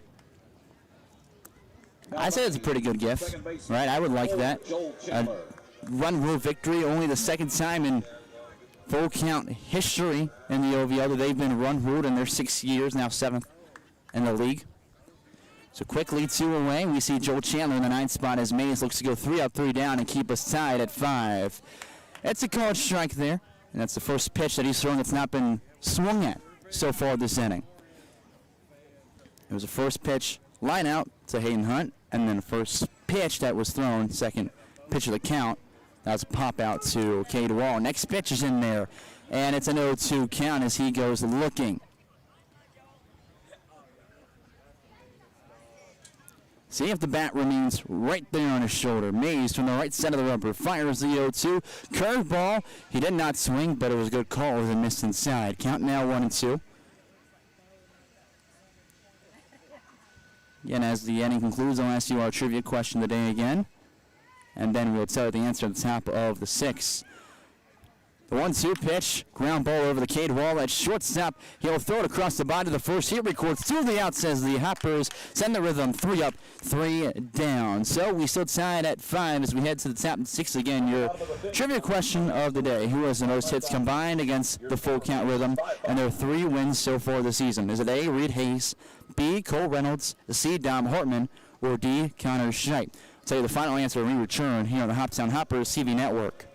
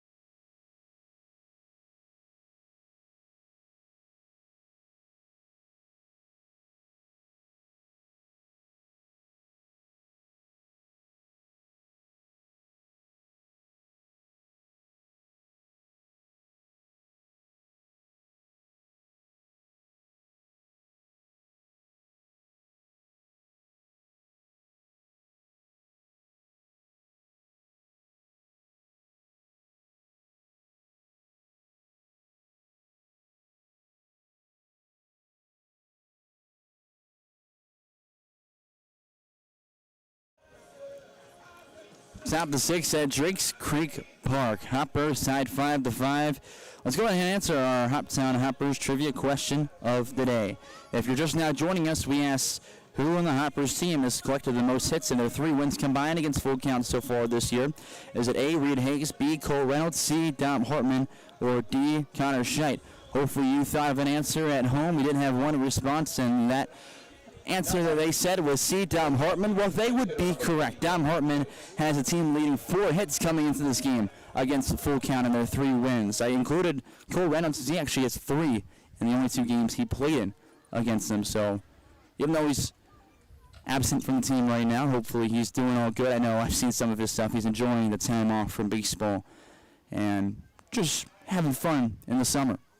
So yes, our answer of the day, we'll have some more for all road games all season long here on the Hoptown Hoppers TV network. Strike 1 to begin the inning as Declan Riggs steps into the box. So we'll go 8-9 on the top of the order due up for the Hoppers. Mahoney Donick is still the pitcher for the full count rhythm.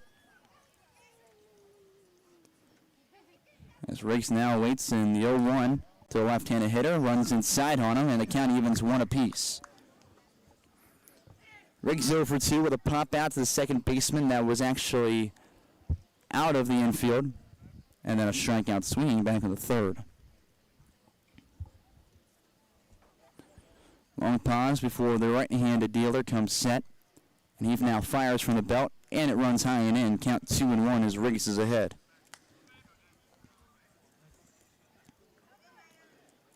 Again, the Riggs so far in a short summer, batting 167 after he missed some time with the team, as there is action down in the full count bullpen again. Next pitch runs inside on him. It was knee high, but off the plate for ball 3. That's the difference between full count and the Hoppers when it comes to pitching staffs. The Hoppers are fine now with the amount of pitchers they have, but just not a plethora. Full Count has about half their roster are just POs and pitchers. 3-1 is right down the middle, pulled, and right to the second baseman. Riggs is out to begin the inning, and it sounded like his lumbar broke on the swing. If it didn't, might have lifted over the head of Joel Chandler. Either way, there's one out in the inning after the 4-3, and Hayden Hunt comes up in the 9th spot. Hunt's 1 for 2 with a single, a strikeout, and a run so far in this game. He was the 5th run to score back in the second. That originally was a 5-0 lead, and that's obviously been squandered as the first pitch hits him in the back of the helmet. So he's on safely at first base as he trots over the first.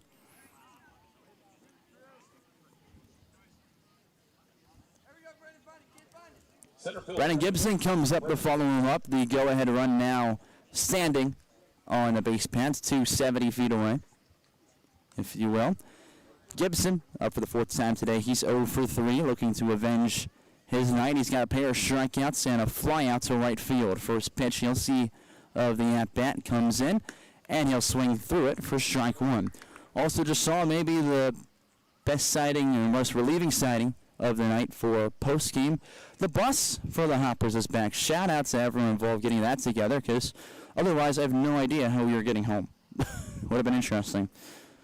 Yannick, 0-1.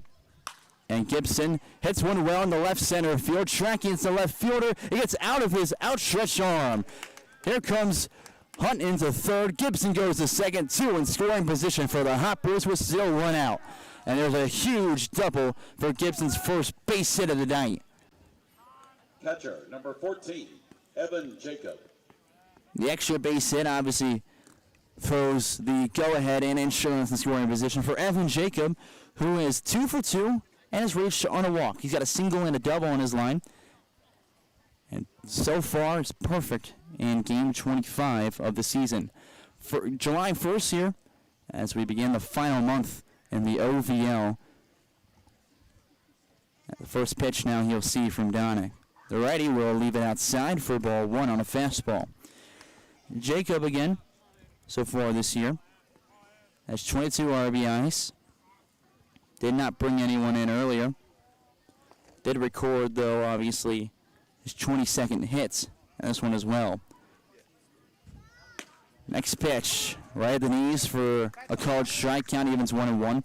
Jacob does have 22 RBIs so far this year. The team leader is Dom Hartman with 24. If he brings both in with one swing, he would tie this team for the lead.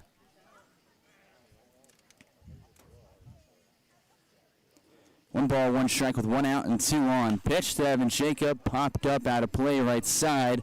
So he'll fall behind in the count now, 1-2 against Donick.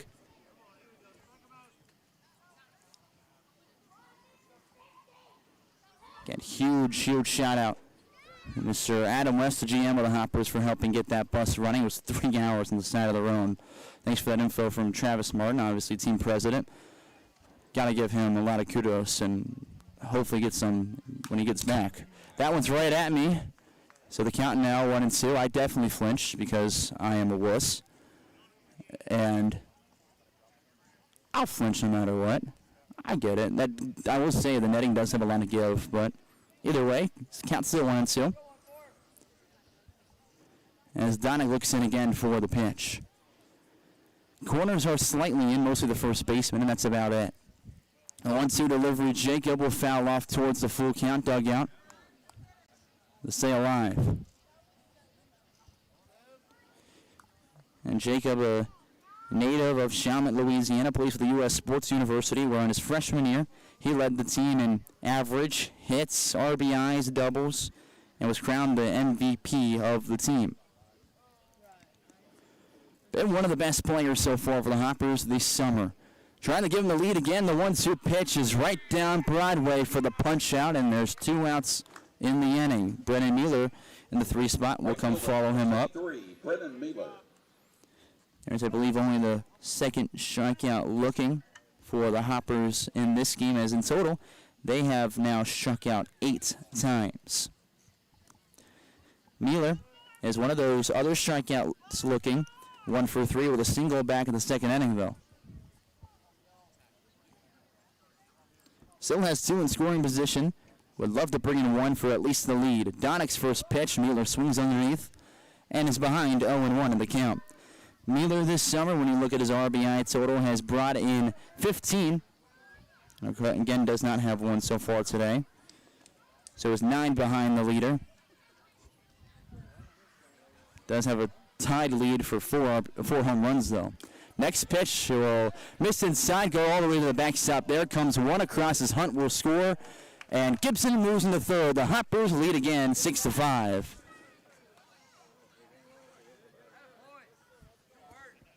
So that will go down as a ball. I was wondering if it might not have. There was a debate that looked like could have clipped the shoes. Didn't. And he'll score on the wild pitch. So now you're just looking for some insurance if you're Brennan Mueller at the plate, as he's got even 1-1 counts. Mueller, when he makes contact, again, a guy who's very aggressive at the plate, he can put a hurting on a baseball. The 1-1 pitch, and he'll swing a tad bit underneath it, foul it backwards, and he's behind 1-2 again. This is where you had Evan Jacob, as well as Gibson, before they both did their respective jobs at the plate, one being a double and the other a strikeout looking, and one that Jacob didn't believe was going to be there. Skinner Mueller trying to bring up his .354 batting average, the 1-2 pitch, and he'll wave by it for another strikeout. 9 Ks for the Hoppers, but they take the lead here in the 6th inning at 6-5 as we head to the rhythm half of the inning. Top of the 6-1.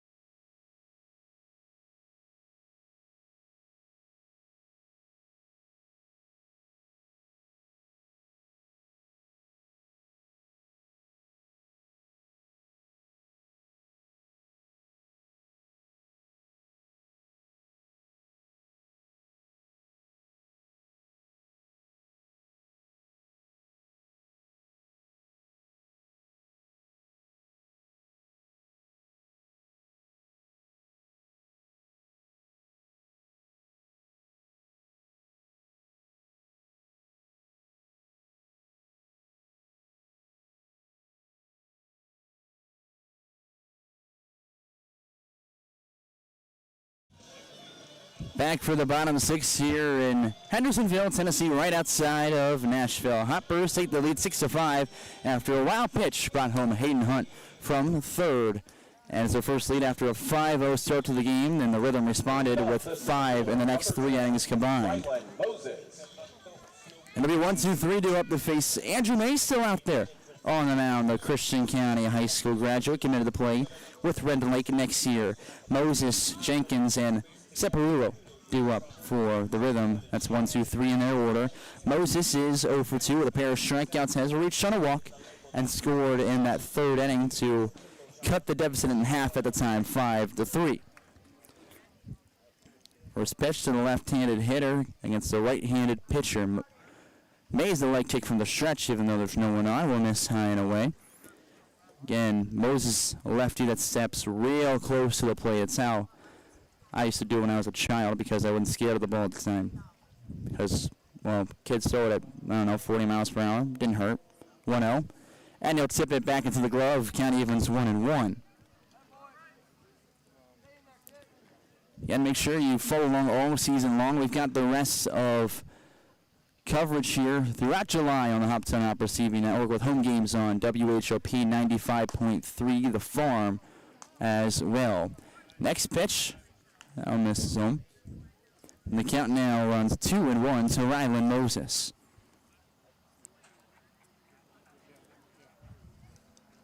Moses' team leading average and on-base percentage is a 2-1, runs outside, misses on the release, and the count now 3-1. I kind of find it pretty funny that, or ironic, I don't know what you call it, that Moses plays for a team that's funded by a Baptist organization, Full Count Ministries. That's where they get the name, Full Count Rhythm.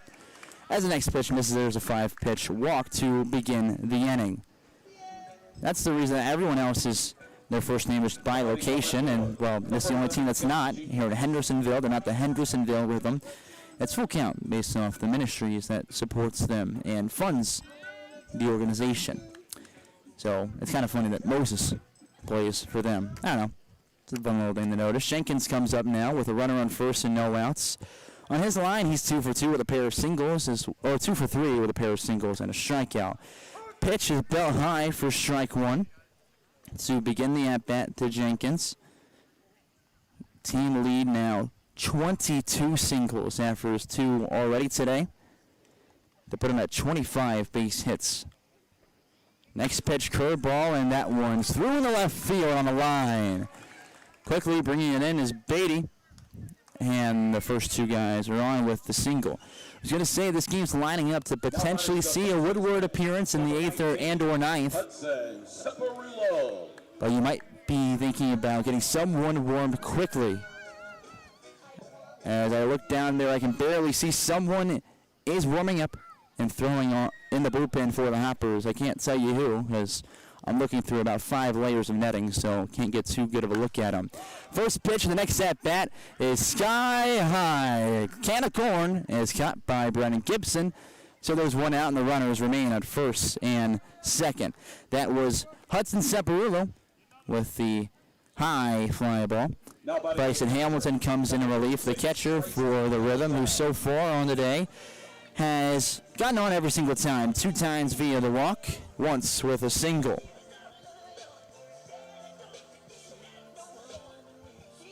I'll take the slow approach up to the right-handed box. He does have 1 run as well so far today. And is facing Mays for the 3rd time. He was the first batter that Mays faced in this one. He gave up a sac fly with bases loaded and 1 out. He'll swing at the first pitch, grounder over the 3rd baseman. He'll step on 3rd, throw across over the first. Powell's got the double play. 5-3 gets us out of the 6th still with a 6-5 lead. We head to the 7th. And we'll be right back with more Hoppers baseball on the Hoptown Hoppers TV network.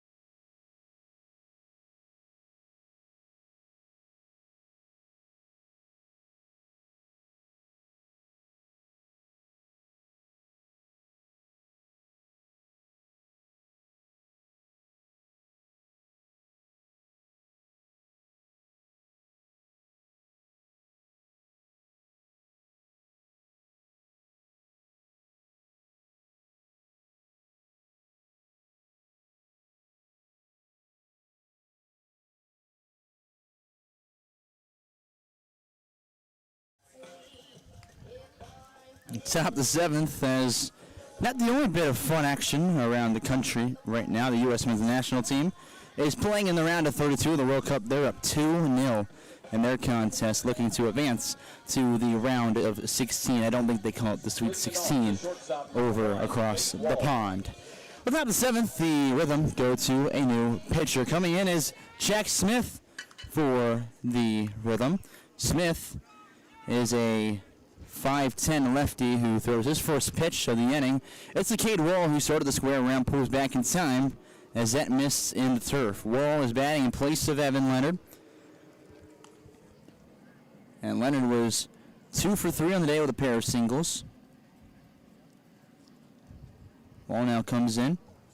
As the second pitch he sees, he'll swing at and hit well into center field, but right at Rylan Moses. He takes maybe a half step to his left and catches the line out. So Wall is out. Now we go 5 and 6 in the order, beginning with Connor Scheidt after the out.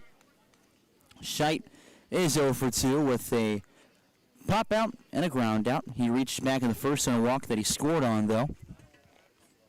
So now he steps up for the lefty on lefty matchup. First pitch is fired, and Scheidt rips it in the right field, and that one finds some greenery for a one-out single. Scheidt finds his first base hit of the night.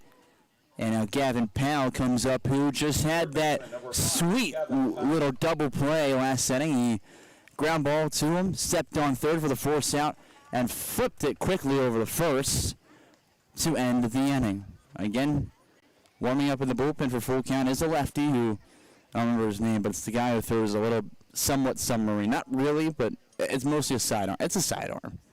First pitch is swung at and popped up right side foul territory. Chasing after it's the first baseman, and he'll run out of play as it leaves the yard. So it's an 0-1 start for Powell in the box. And Powell is 1 for 2 with a single, a strikeout, and a walk. He does have a run. Smith, again, the 5'10 lefty from Hendersonville, Tennessee, kind of playing for the hometown team. Plays his collegiate baseball with Southwest Tennessee Community College, where he made 14 appearances and recorded a 9-flat ERA in 25 innings pitched. Walking in towards the third base dugout is the first baseman, Hudson Separulo, after I believe he ran into the fence, and I think his hand might be cut a little. He's lifting it up towards the dugout to show that I think he probably just cut it. There's some blood, so he has to get it covered up real quick. So we'll have a quick pause in action. Let's take a look at how things have unfolded here in Game 25 of the season to open up the month of July. Well, hold on. Before I say that, everyone's looking around in this direction as if something's supposed to happen. I don't know. Let's take a look at it. In the first inning, Hopper scored 4 runs on 2 outs to get an early 4-0 lead. They shut out the Rhythm, going 3 up, 3 down the bottom half of the inning. They returned to score another run with 2 outs and make it 5-0. The Rhythm got 1 run in the bottom of the second. Then they scored another 2 in the third, and then again 2 more runs in the fourth inning. They tied things up at 5 going into that 5th inning. Both teams from there were scoreless, and the Hoppers finally scratched across a run at the top of the 6th after a wild pitch. Hunt scored from third, and we stand right where we are now in the top of the 7th. Still a pause in action as we're finally starting to potentially wrap up Separulo.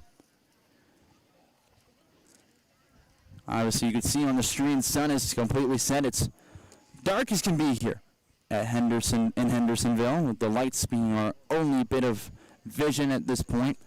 Though it's still very humid, muggy, and pretty warm. I had to run over, grab some water. Appreciate everyone for that. Won't mention the price. But again, really glad to have you guys here on the Hoptown Hoppers TV network, and glad to have you here throughout the rest of the season, hopefully, as well as the Hoppers search for a first-place finish and their first championship since 2019. That was the last year they won the entire title, and in that season, the Hoppers went 31-13 in total. That's when they won 6 straight games for the championship. They won 25-13 regular season. So they're regular season champs as well as playoff champions. they have completely flipped things around here compared to last year. It's Chris Benny's first true season as the head coach, even though he served as an interim head coach after a couple things had transpired within the organization. Benny had filled in. He was the head coach last year, but only had a week before the season when he was finally told things were going to happen because the head coach that was scheduled to lead this organization got a new job and had to return back to school.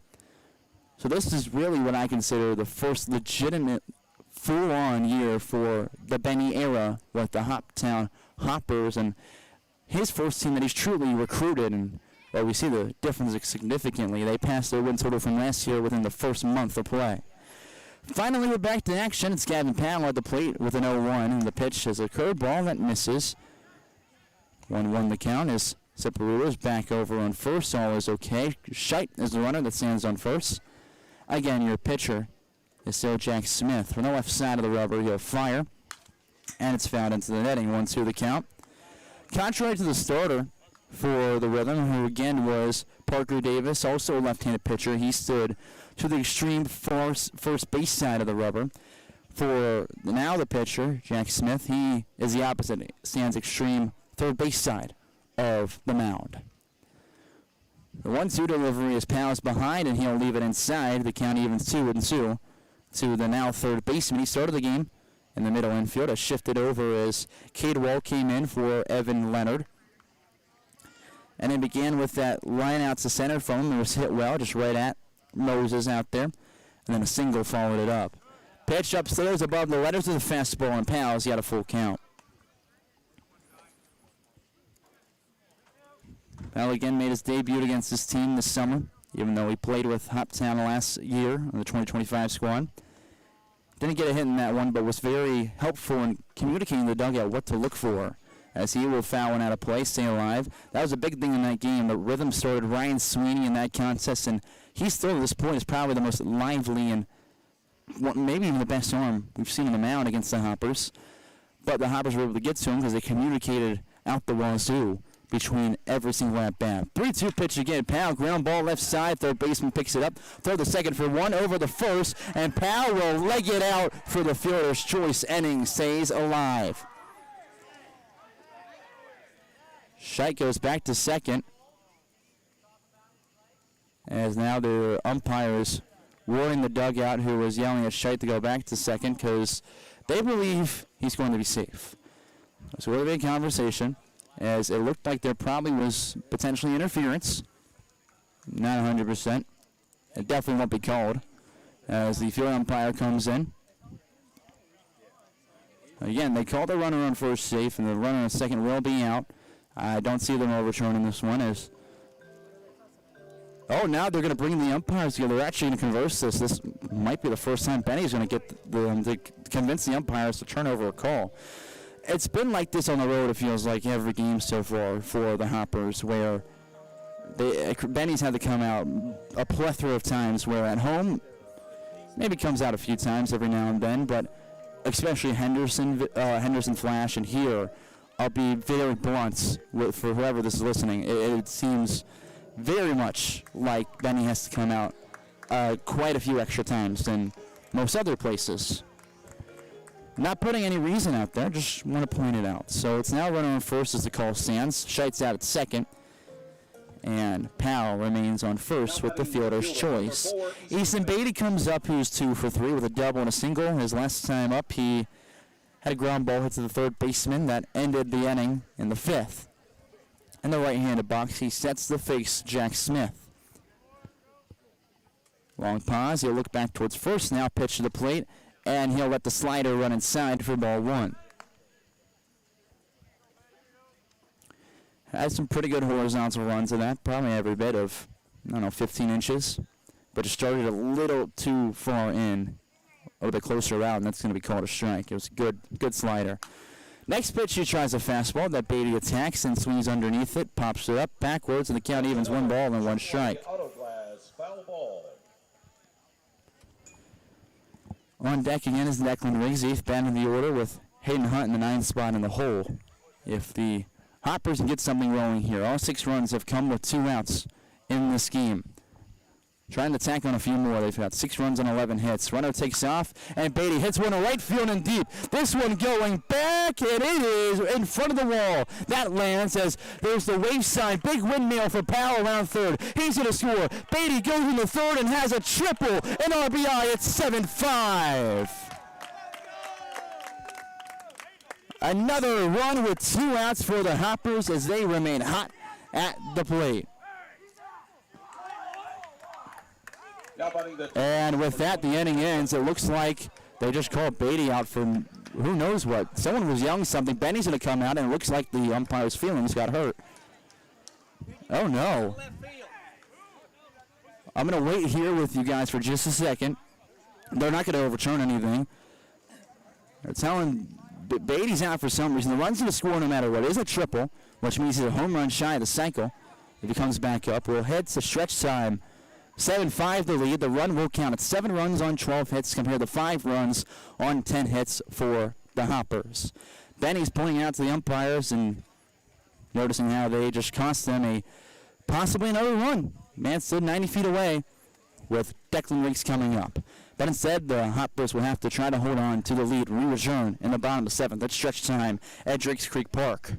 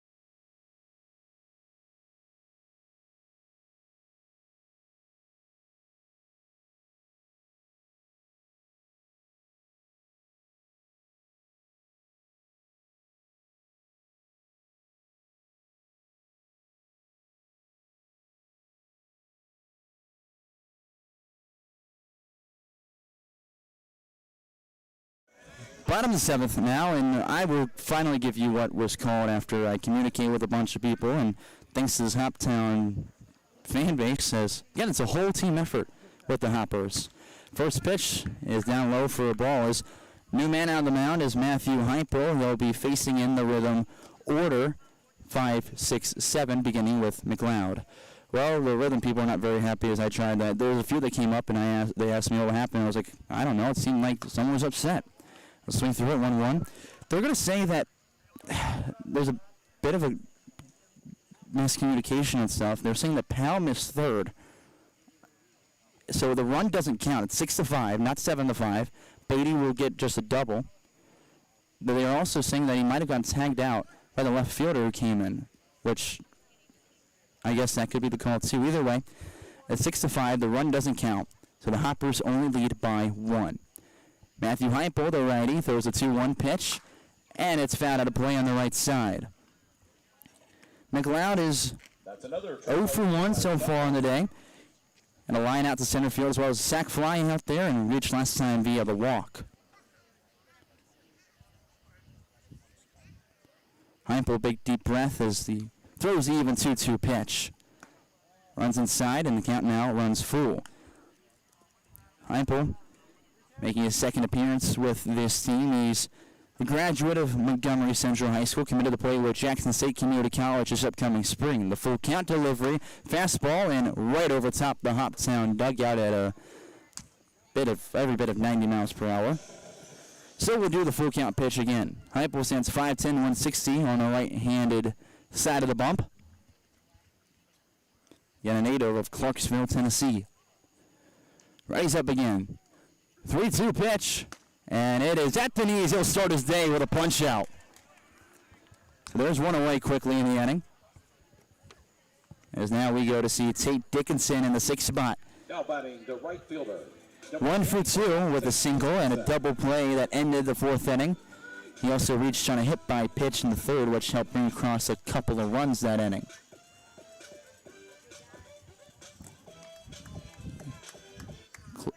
Slowly approaches the right-handed box as Heimel looks in.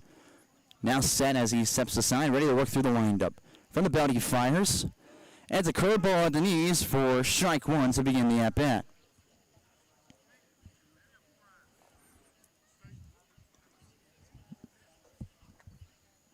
Heimel again, now the 0-1 quickly, and he blows a fastball past him 0-2. He had a great high school career with Montgomery Central, was the District 11 3A Pitcher of the Year, where he recorded a .83 ERA in 42 total innings pitched. That was elevated by 55 strikeouts and 10 walks this past spring. 0-2 pitch, and he leaves it way upstairs. Count now 1-2. Batters had a terribly difficult time facing him in the box. They went 159 this season against him at the plate. Trying to let that bleed into the summer as the 1-2 pitch now comes to the plate, and he skips in front of the plate for ball 2. Count even. Again, Cam Suggs would be the batter on deck, the third baseman. As there's still someone warming up for the full count rhythm. Assumably the lefty down there would be coming in, throwing that somewhat submarine pitch. 2-2 off-speed ground ball right side, and diving is Hayden Hunt. It gets underneath his glove out towards center, so there's a one-out single for the Rhythm. Cam Suggs now trying to follow it up as the tying run now stands on first instead of the tying run being at the plate with Gavin Powell scoring. Suggs represents the go-ahead run instead. Now he is 1 for 2 with a single and a line out to the second baseman. He also has reached on a hit-by pitch in the third from Andrew Mays, the previous pitcher on the mound for the Hoppers. The righty, slide step, fastball, inside for ball 1. Like the try there as the runner did not take off.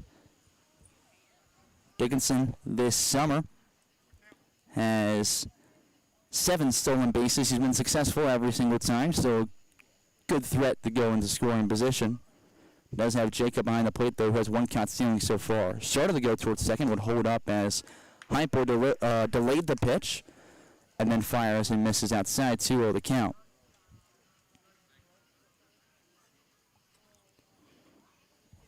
Heimel's been good at kind of changing up his timing out there. You got to be able to change up your time, especially as a righty. You don't face the runner on first base. You don't give them that ability to count down and time up exactly when you're going to pitch, and then easily steal third. Next one misses down low, and the 3-0 count. Jacob will call time and go visit his high school graduated pitcher. In all 3 pitchers, I believe, well, no, at least 2 of the 3 have been high school graduates. One committed to play at Walter State, that being the starter, and Mays committed to play at Ren Lake, and obviously now the Jackson State Community College commit now on the mound in form of Matthew Heimel. Still facing Cam Suggs with a runner on first and 1 out here on the bottom of the 7th. Hoppers will have 6 outs remaining when they come to the plate to either add some insurance, take the lead again, or just keep things from being tied. He finally locates the zone now with a fastball, and now the count 3-1 as he's back to competitive pitches. That's all you need right now, is just to be competitive in the zone. As he sets again, Light kick 3-1 pitch. Fastball skips up, gets away from Jacob and near the full count dugout. Rounding hard would be Dickinson around second, but he would hold up there. So it's 2-1 with only one out in the inning. Landon Rogers now the batter. As I look down the Hoptown dugout, no one warming up in the bullpen, but I am here to tell you now it's Evan Woodward who's starting to stretch and do some J-band work. Again, this is looking like a prime Woodward game if things hold like they are right now. It's all righty for the right-on-right matchup to face Hypo with runners on first and second, one out, and a one-run lead for the Hoppers. Hypo with the big leg kick. He'll throw the pitch, and Rogers squared around, pulled back in time as his was too high. 1-0 the count. Rogers is a sophomore Trevecca Nazarene from the Memphis, Tennessee area, and 6'3" in that right-handed box and played for Briarcrest High School before he started his collegiate career. Set again is Hypo as he looks back towards second. Big leg kick and pitch again. Fastball in the outside corner, not able to count 1-1 for a called strike. Gotta be living there, just keeping things low and away. You're hoping for a ground ball and getting the defense to help you in this situation. Trying to hold on to that one-run lead, of course, most important right now. Runner started to take off. It was just a good secondary. And Rogers fouls off the pitch into the netting right side. And he's behind 1-2 against Hypo. On deck behind Rogers is Joel Chandler. In the 9th spot on top, the order due up for the Rhythm. If they can continue and keep things rolling, if Moses comes up, we would most likely have a tied game. Not guaranteed, but if we get past Moses, then we for sure would at the very least. Pitch way outside, save from Jacob, so the runners remain right where they're at, and the count even 2 balls and 2 strikes. Still one out. Standing on second again, Dickinson, who has 7 stolen bases this year. Cam Suggs stands on first. Suggs on the base paths this year is only 1 stolen base. That's the only one he's attempted so far. Hypo looks back towards second as Rogers took a pause, and now he'll ground one up the left side, and Cade Wall knocks it down before going into the outfield. The bases are loaded for the Rhythm, but a huge stop from Wall to keep the runner at third and potentially keep the 1-run lead. That gets past him. Dickinson easily is coming around because he was pretty much already standing at third base. So Wall does a big job there. Chandler now comes up, and it's the fourth time already tonight that the Rhythm have bases loaded. They've left plenty stranded in this one. They've now tied the Hoppers, though, with 12 hits. With one out, Hypo delivers, and that one left high and away for ball 1. Hard to start behind in the count right now, because then you got to give him something to hit, especially with bases loaded and the tying run sitting 90 feet away. Chandler is 1 for 3 with a single and a strikeout as well. The 1-0 pitch, and it's right at the knees for strike 1. Fastball. Beautifully dotted pitch from Hypo, who, running on him pretty well. It seemed like Chandler wasn't really looking for it. Wasn't much of a yes go there. Just might have even had the red light. Who knows? 1-1 pitch from Hypo. Goes off speed and does not break. Stays high, and now he's behind 2-1 against the second baseman. Chandler's recorded 8 RBIs so far this year. Doesn't have an RBI so far today. Just 1 run to put him at 8 runs on the season.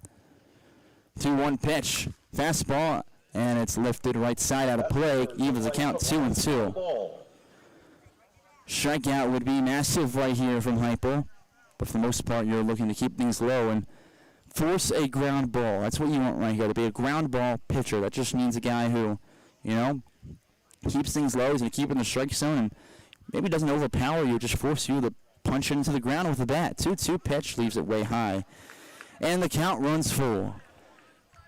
Monumental pitch coming up here in the game. Bottom of the 7th inning, 6-5 lead for the Hoppers. 1 out away. Tying run stands on third. Go ahead on second. Hypo again looking in for the sign. Just need it in the zone right here. He'll fire the full count pitch. Ground ball right side and gets past Shipe, but just foul. Huge break for the Hoppers. It bounced just before crossing that first base plane. So we'll do it all over.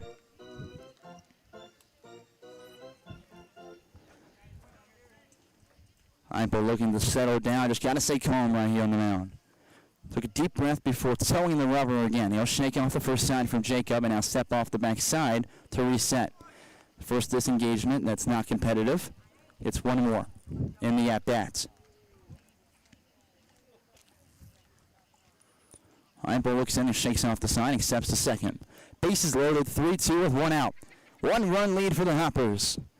Heimpo, the leg kick, fires again, fastball, and he'll stay alive at the dish. Chandler is giving him a really good fight.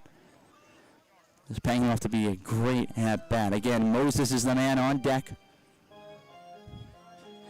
And he would be either looking for a lead or the tie if he comes up. Heimpo again looking to fire the 3-2 pitch for the third consecutive time. Here it comes to the plate, and he misses down low. We're tied at 6 with another free pass to the Rhythm. 5 of their 6 runs have come with free bases. Now batting. Again, they had their first run come in on an RBI single from Landon Rogers and Ed Sands on second. Outside of that, everything's been kind of gifted to them tonight, which they need after they lost 10-0 last night, struggled at the plate. Have been doing well at the plate in this game. I should not say that their walks, the bring-in runs, have taken away anything at the plate for them. They're given strikes they're probably going to put in play right now. They're hitting the ball well. Just don't have to do anything with it right now. First pitch to Moses, and he'll swing underneath it for strike 1. That's the way to get started in that bat, so now you have a little bit more control. As Moses is up for the 4th time today, he's 0 for 2 with 2 walks and a run. As a team leading 17 RBIs, 18th RBI would give the Rhythm the lead. He'll chase after one up high and foul it out of play backwards. He's behind against Heimpo, 0-2 in the count. It falls in the hole, and this is the strongest bat this summer via the statistics for the Rhythm. He'll toe the very close portion of that inside white line in the box and await the pitch from Heimpo. Toe in the rubber. The leg kick from the mound. He fires inside with a fastball. They'll ring him up on strikes, and 2 are away. A monumental strikeout from Heimpo there. Gets him looking, and that brings up Gabe Jenkins with 2 outs and the bases still loaded. One more gets you out of the inning tied, which is pretty good if you ask anyone at this point. Getting out of the inning tied rather than trailing obviously is better, but with bases loaded, 1 out, only letting 1 run of damage come across would be huge. Your big job on the mound, especially in relief, is just minimize damage, what a lot of guys are told. It's not necessarily, sure, the strikeouts are great, everything's great, but to minimize damage. Well, you won't minimize it there. Pass ball, and it's a lead for the Rhythm, 7-6 as the runner comes across, and Suggs scores. Rogers moves in the third. Chandler moves in the second base as well with it. Another crooked number, 2 runs come across in the inning. So Heimpo now just looking to keep things a 1-run deficit and give his team at the plate an easy chance to make a comeback. This one lifted up out of play. First strike 1, the count evens, 1-1. Remember back early, Hoppers led this game 5-0 after the top of the second inning. And ever since that, the Rhythm have been stringing together a bunch of hits and a bunch of walks when needed to climb all the way back into the lead for the second time tonight. They led 6-5. Or no, they only the first lead of the night because things happened to take away a run. Hit right back up the middle. Heimpo slowly collects himself, makes sure he's set, and throws it quickly. The first and that does in the bottom of the 7th. Hoppers relegate their lead to the Rhythm. They trail 7-6 as we head to the 8th. 6 outs remain to make yet again another comeback. 2 runs on 2 hits.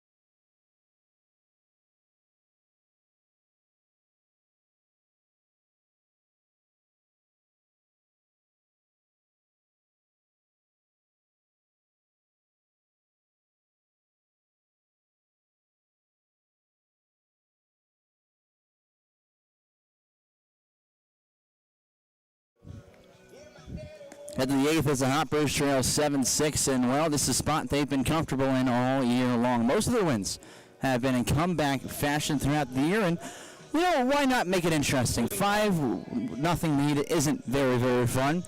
And we'll have a pinch hitter coming, but first there's a new arm on the mound again for the Rhythm. On the bump is going to be Jim Dowdett, a 6'1", 190 lefty. He'll be facing Ryan McCartan at the plate, which to me means Evan Woodward will be coming in the 8th inning. That would be ecstatic, obviously. The Hoppers have 6 outs remaining right here. It'll be, again, McCartan, who is batting for Declan Riggs, the DH. My assumption here is that he'd be activated as the catcher, and then the catcher, Evan Jacob, would end up being the DH. So first pitch from Dowdett, and it is a called strike on the outside half to begin the at-bat. We haven't been able to talk about him so far today, so let's bring you up his season stats. McCartan batting .259 on the year with a .474 on base percentage. Has gone 3 for 6 against full count this summer. He'll swing through the next pitch and kind of flail at it. He's behind 0-2 quickly to Dowdett. Down another lefty, the third one we face here this evening in game 25 of the season to open up July baseball. As he'll throw the 0-2 pitch, and McCartan out of play right side. He'll stay alive. We faced Dowdett a few times already this year, done pretty solid against him. He has a little bit of that somewhat submarine arm action. It's more of somewhat a sidearm. Doesn't get all that low, but still more submarine than anything. 0-2 pitch, and McCartan stays alive again. It's a righty warming up in the bullpen for the full count Rhythm. As soon as the one guy comes in, they've already got someone else warming up.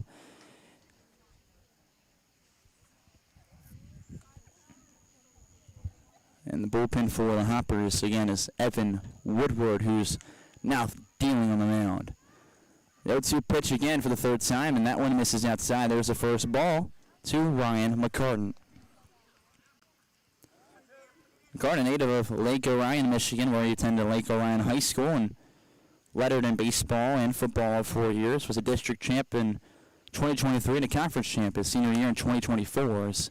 He'll foul it off again to stay alive. That's all you're doing right now. A pitch that you think is close, you just throw your hands at, foul off, and get something that you can either drive or leave out of the zone to eventually work yourself into a full count and potentially walk on the first.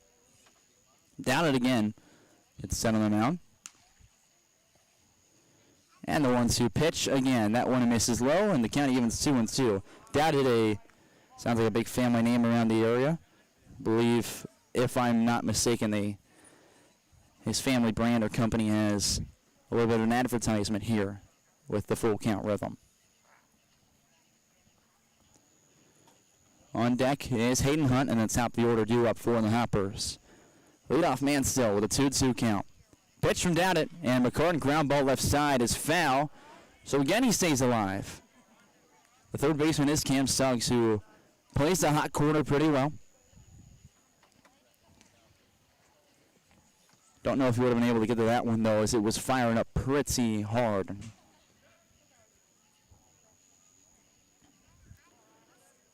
Dowdett will shake out the first 9, now set again. And from the left side of the rubber, he fires the 2-2. McCartan lets it run way inside, and the count now runs full. A terrific at-bat from him. Is about double-digit pitches in the opening at-bat for Dowdett. It's a really good look from the leadoff guy in the inning. Will be great in the order as well. The 3-2 pitch, that one runs inside, and just like I mentioned, you're fouling things off till you get something to drive, or you work yourself to a walk, and McCartan does it to perfection. Hayden Hunt now comes up. He is 1 for 2 with a single strikeout, and he reached last time up with a hit-by pitch, has recorded 2 runs on the day. So it's the tying run standing on first base. Hunt represents the go-ahead here in the 8th inning. 6 outs still remain for another Hoptown comeback. First pitch that Hunt will see from the lefty. Comes in, he'll square around, bunt right back to the pitcher. He will glove it, flip the first, and almost pulled the first baseman off the bag. They get him out and move McCartan in the scoring position on second base. So good move there from Hunt. And he does the job that he needs whatsoever. Brian Gibson now comes up, who is going to be batting for the 5th time in this game. He's 2 for 4 with a double. 1 for 4 with a double, excuse me. I said 2 looking at the double, and well, that's the number that comes to your mind. As a double his last time up when he drilled one into the gap. Now looking to pull one or push one here opposite. Really, you want to go right field with this pitch. Well, he'll leave one below the knees of the fastball for ball 1. It's a big thing. You kind of do the basics right now when you're late in the game and you're just looking for runs to be a team player. You get someone on, then you get him over. The next job is to get him in. And right here, the best spot to get someone in is pushing one opposite field. Best spot is obviously that right center gap, but as long as you get right field, you're benefiting the team. Next pitch is down the middle. Count evens 1-1. Gibson held on it, did not go around. Gibson again enters this game with a .417 batting average. He's recorded 7 RBIs, and again had that kind of 2-run inside the park home run yesterday's game where he put one over the center fielder Kaysen Hill and on the wall. There's a step over move to second and a non-competitive throw. Doesn't matter. They will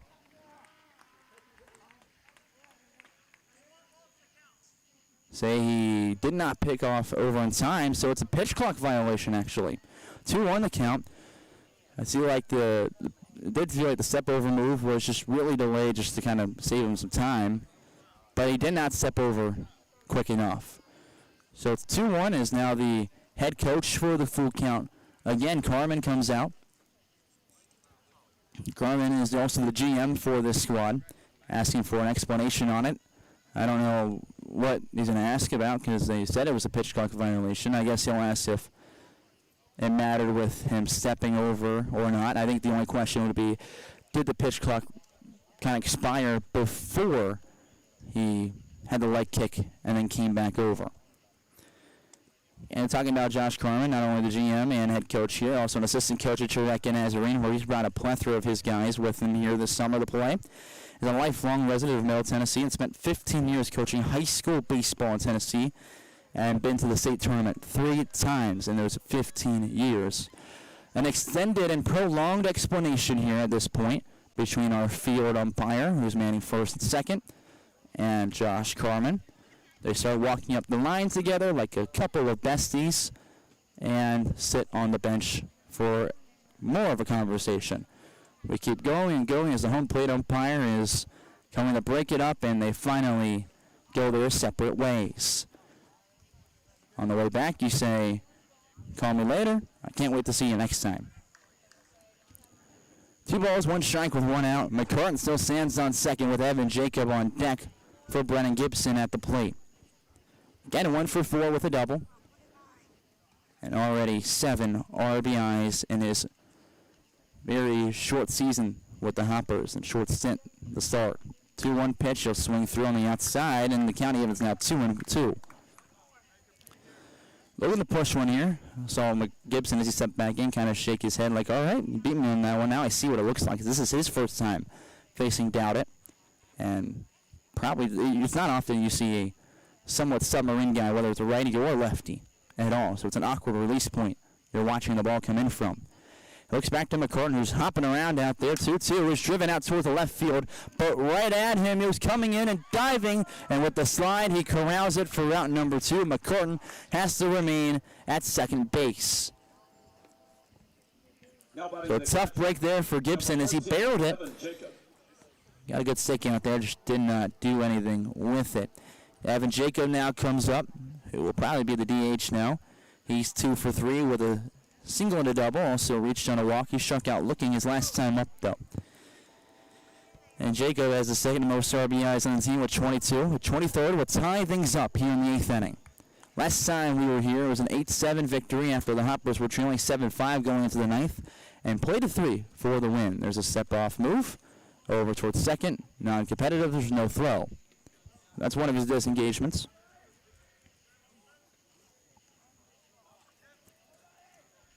McCartan is going back and forth, jumping all over, trying to get in Dowd's head out there. And help Jacob at the plate. First pitch he sees in the at-bat, he goes after and fouls it backwards. He's behind 0-1 to get us rolling here.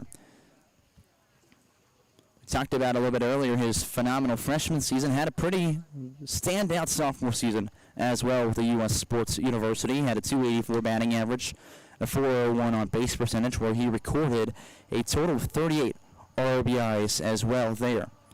Trying to match that in the summer. Has 16 to go to complete that feat. Next pitch outside, and the count evens 1-1 strike. Tried the fastball and just could not bring it around the left side far enough.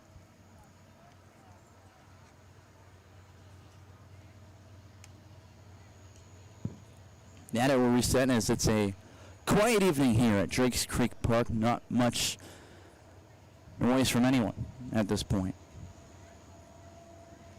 1-1 pitch as McCartan with a good secondary, and it'll run off the plate just barely for ball two. I got to give credit to Bryson Hamilton, the catcher, for a great frame, but also credit to our home plate umpire for leaving it outside. 2 balls, 1 strike with 2 outs here in the inning. Nick Johnson stands on deck, the pinch hit for Brennan Mueller. That one to right side and shallow ran from the right fielder. McCartan, big windmill from around third, coming home. The throw into the plate is there in time, and they get McCartan on the back foot, and that'll end the inning. A single for Jacob, but no RBI. We still trail 7-6 as we head to the bottom of the 8th here at Drakes Creek Park.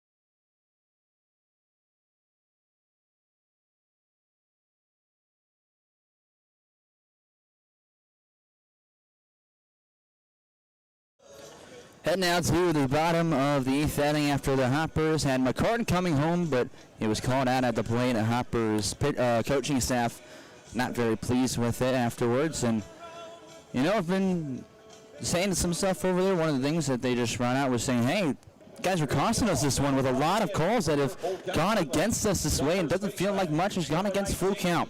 And while it feels one side or another, it could just because there's been more plays that the Hoppers have had that are kind of those in between, could go one way or another, but the other side of it is being on the road, which is hard. They bring in their top closer. Evan Woodward comes in to deal for the Hoppers. It's the second time he's come in without a lead, and also in the 8th inning. You'll see 3-4-5 due up, beginning with Separillo. His first pitch runs outside for ball 1. So I was right with the prediction with McCartan coming in, but Evan Jacob will remain the catcher right now. And now next pitch misses high and away, 2-0 the count. This is the very first time this season we're not seeing Woodward pitch to Ryan McCartan. So we'll see how this duo works, this battery right now, if there's a little bit of things that are thrown off for Woodward. 2-0 pitch from the tall righty, and he gets him the swing underneath it for strike 1. Woodward's a guy who has been decent with the first pitch strike, so not throwing the first pitch strike there, not all uncommon. He's thrown it about 51% of the time against the batters he's faced in his 10 appearances. Next pitch, fastball that he'll leave high and away. And the count 3-1. Woodward has gone 11 total innings so far this year with a 2.46 ERA, giving up just 3 runs all earned. As he gets him the chase after one on the outside, and he cannot connect on it. Count runs full. 3 runs, having given up 6 hits, 7 walks, and 15 strikeouts for Woodward. He's 4 for 4 in save opportunities and 2-0 on the year. Is looking for a win, not a save tonight. 3-2 pitch, and he'll get him swinging, missing again. He'll sit him down on strikes to begin the bottom of the 8th. Now batting the catcher. Saparulo with his first strikeout brings up Bryson Hamilton, who is 1 for 2 with a single, has reached on 2 walks as well and recorded just a singular run. He'll slowly walk up to the plate. Woodward is won every single time he's pitched. There's not been a game that he's come in and his team has not been able to pull out victory. Now ready up to the right-handed hitter and runs a fastball inside for ball 1. And Woodward has a strong 3-pitch mix, is mostly sitting with that fastball and a lot of at-bats that he's had so far this year. And usually is able to blow the doors off him and gas him by with a fastball. The 1-0, fastball again, and he's just a little bit late on it, tips it backwards into Jacob's leather, and the count now evens 1 ball and 1 strike. Almost swung out of his shoes there, Hamilton did. He'll take a quick moment to reset the batting gloves and spin the wood around before facing Woodward again. He shakes off a couple of signs before now getting set on the mound. From the belt again, he fires, he goes with an off speed, and it lands above the letters. 2 balls and 1 strike now the count for Woodward. On deck after Hamilton is Edward McLeod, the DH, who is yet to reach on a hit. He's reached on a walk and actually did well against the Hoppers a couple times ago that he faced them. Gets him to swing at one again, way behind on the fastball. The count 2-2. You might as well blow it by him again right here. What you should be looking for if you're Hamilton, you're sitting that fastball and then adjusting curveball, obviously, and just fouling it off if that's what you get. If you don't time it up well. 2-2, fastball is downstairs, and he'll leave it for ball 3. Good hold from Hamilton. And the count runs full. Back-to-back full counts with 1 out away here in the bottom of the 8th and no one on the bases. Woodward, the big leg kick pitch to the plate, and he'll guess a fastball by him. He's caught looking, and the bat on vacation on his shoulder for the backwards K. Now batting the DH. McLeod comes up, Number 14, who is, again, 0 for 2. Reached on a walk and has a sac fly in this one, as his team trails by a run, looking for some insurance before the Hoppers come up in the 9th with 3 outs remaining to make a comeback. They sit in first place at 18-6, as the Full Count Rhythm are in 3rd with a 13-11 record, sitting 5 games behind. First pitch to the at-bat, and he'll chase one way upstairs for strike 1. Lit up the eyes and couldn't catch up to it. But Woodward's got the heart of the Oilers number right now.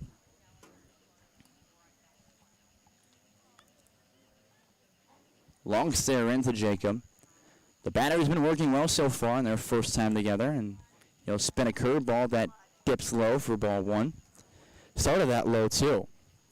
Unlike the other ones he's tried to spin, where he started pretty high, he buried that one down in the zone and fell off pretty early. The 1-1 delivery from Woodward, and that one's belt high out towards center field. Gibson going back towards the track on the wall, leaping and gets over his glove. He'll round toward first and go to second as the throw comes in. There's a 2-out double against Woodward. Woodward just turned back to Jacob and kind of laughs, which I love about him. He's able to shake things off pretty well. He gave up a home run a couple outings ago back at home, and afterwards he said, you know, I might have been due for that. I've been strikeout, strikeout, strikeout. It happens, whatever. I think he's also kind of laughing at the big, loud sound it made when Gibson ran into the wall. It was a big old smash.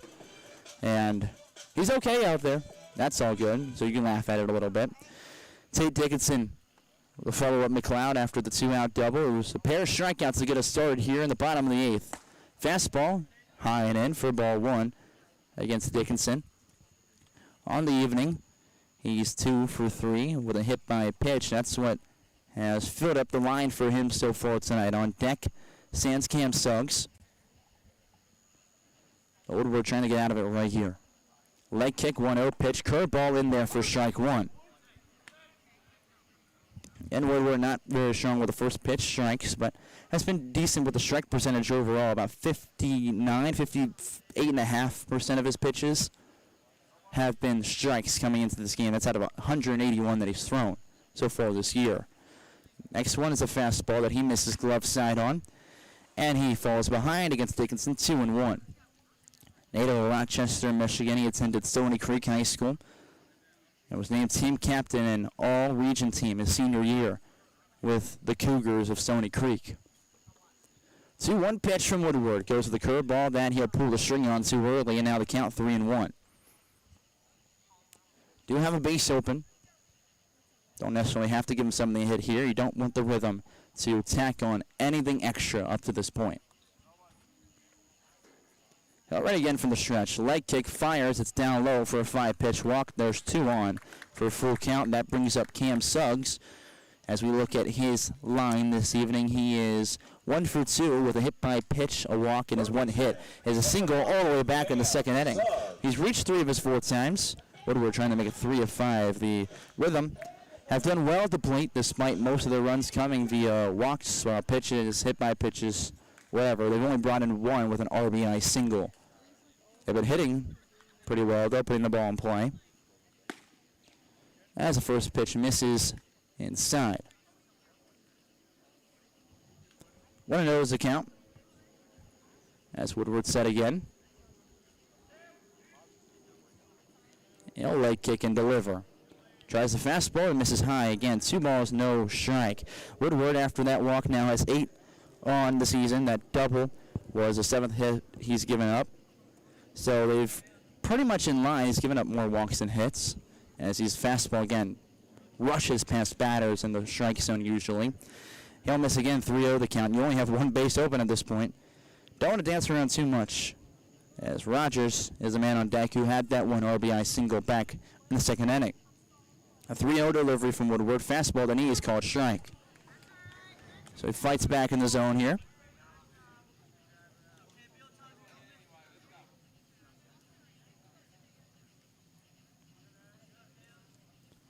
And next pitch right back to Woodward, and he'll grab it for out number 3. A couple of Ks and a line out to him since this team back to the plate with 3 outs remaining. Hoptown looks for another comeback win when we return on the Hoptown Hoppers TV network.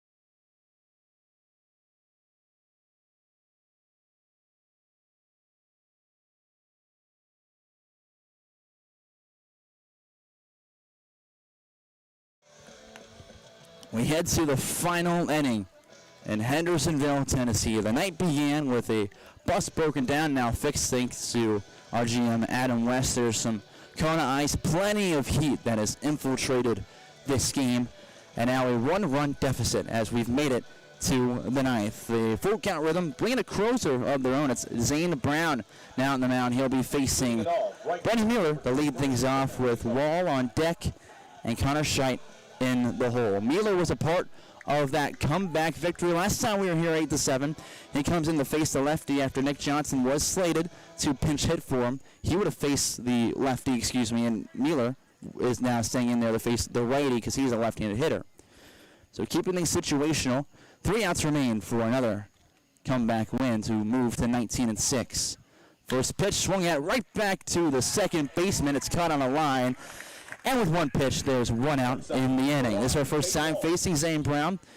New addition to this team. As Cadwell comes up for the second time today, he had a line out, a screamer out towards center field.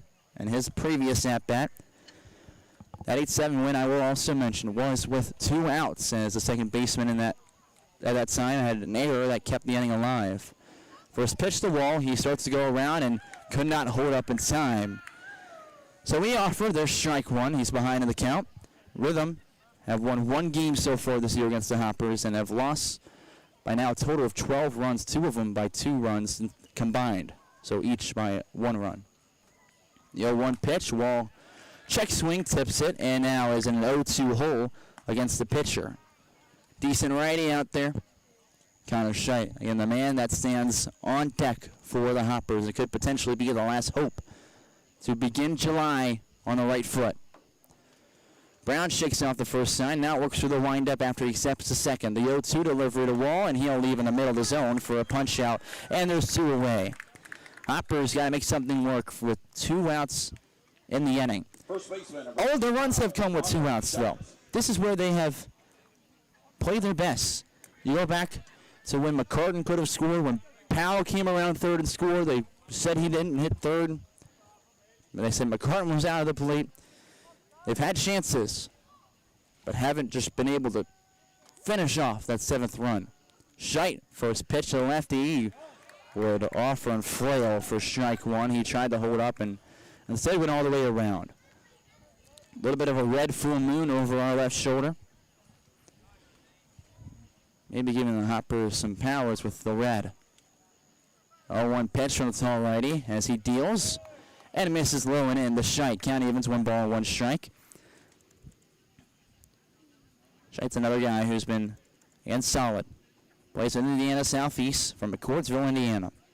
Finished up his redshirt sophomore year with 250 batting average. Has got on at a 42% clip so far this summer. That one out towards left field, lifted, and it's cut.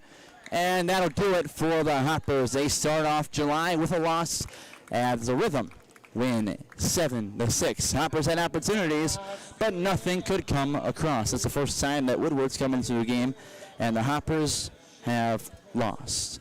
So again, we take a look at the night. Losing pitcher comes back on that 7th run scored for the full count Rhythm. In the 7th inning, it'll be Matthew Heupel. Your winning pitcher is Jack Smith. And then the winning pitcher will be Jack Smith for the full count Rhythm. Tough night, really tough back and forth game when the Hoppers led by as much as 5 runs out the gate. They will split the back-to-back series with the Rhythm 1-1. We'll take a look at the upcoming schedule for the Rhythm tonight, or for the Hoppers, tonight and tomorrow night. They are off. Much needed off day for this team. Then they're at home for 4 games in 3 days. They host Madisonville on Friday, Paducah on Saturday, July 4th. You want to come out for some exciting America celebration of their 250th birthday.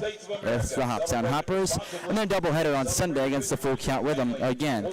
Friday and Saturday, those games will be at 7. The doubleheader on Sunday will begin at 4 o'clock. Come out to Tiger Field to catch this team in action again. They fall to 18-7, losing 7-6 on the year. They still remain in first place, though. On behalf of the entire Hoptown Hoppers organization, I'm Colin Crithers. Thanks for joining us here. We'll see you again Friday night on the Hoptown Hoppers TV network. Good night, everyone.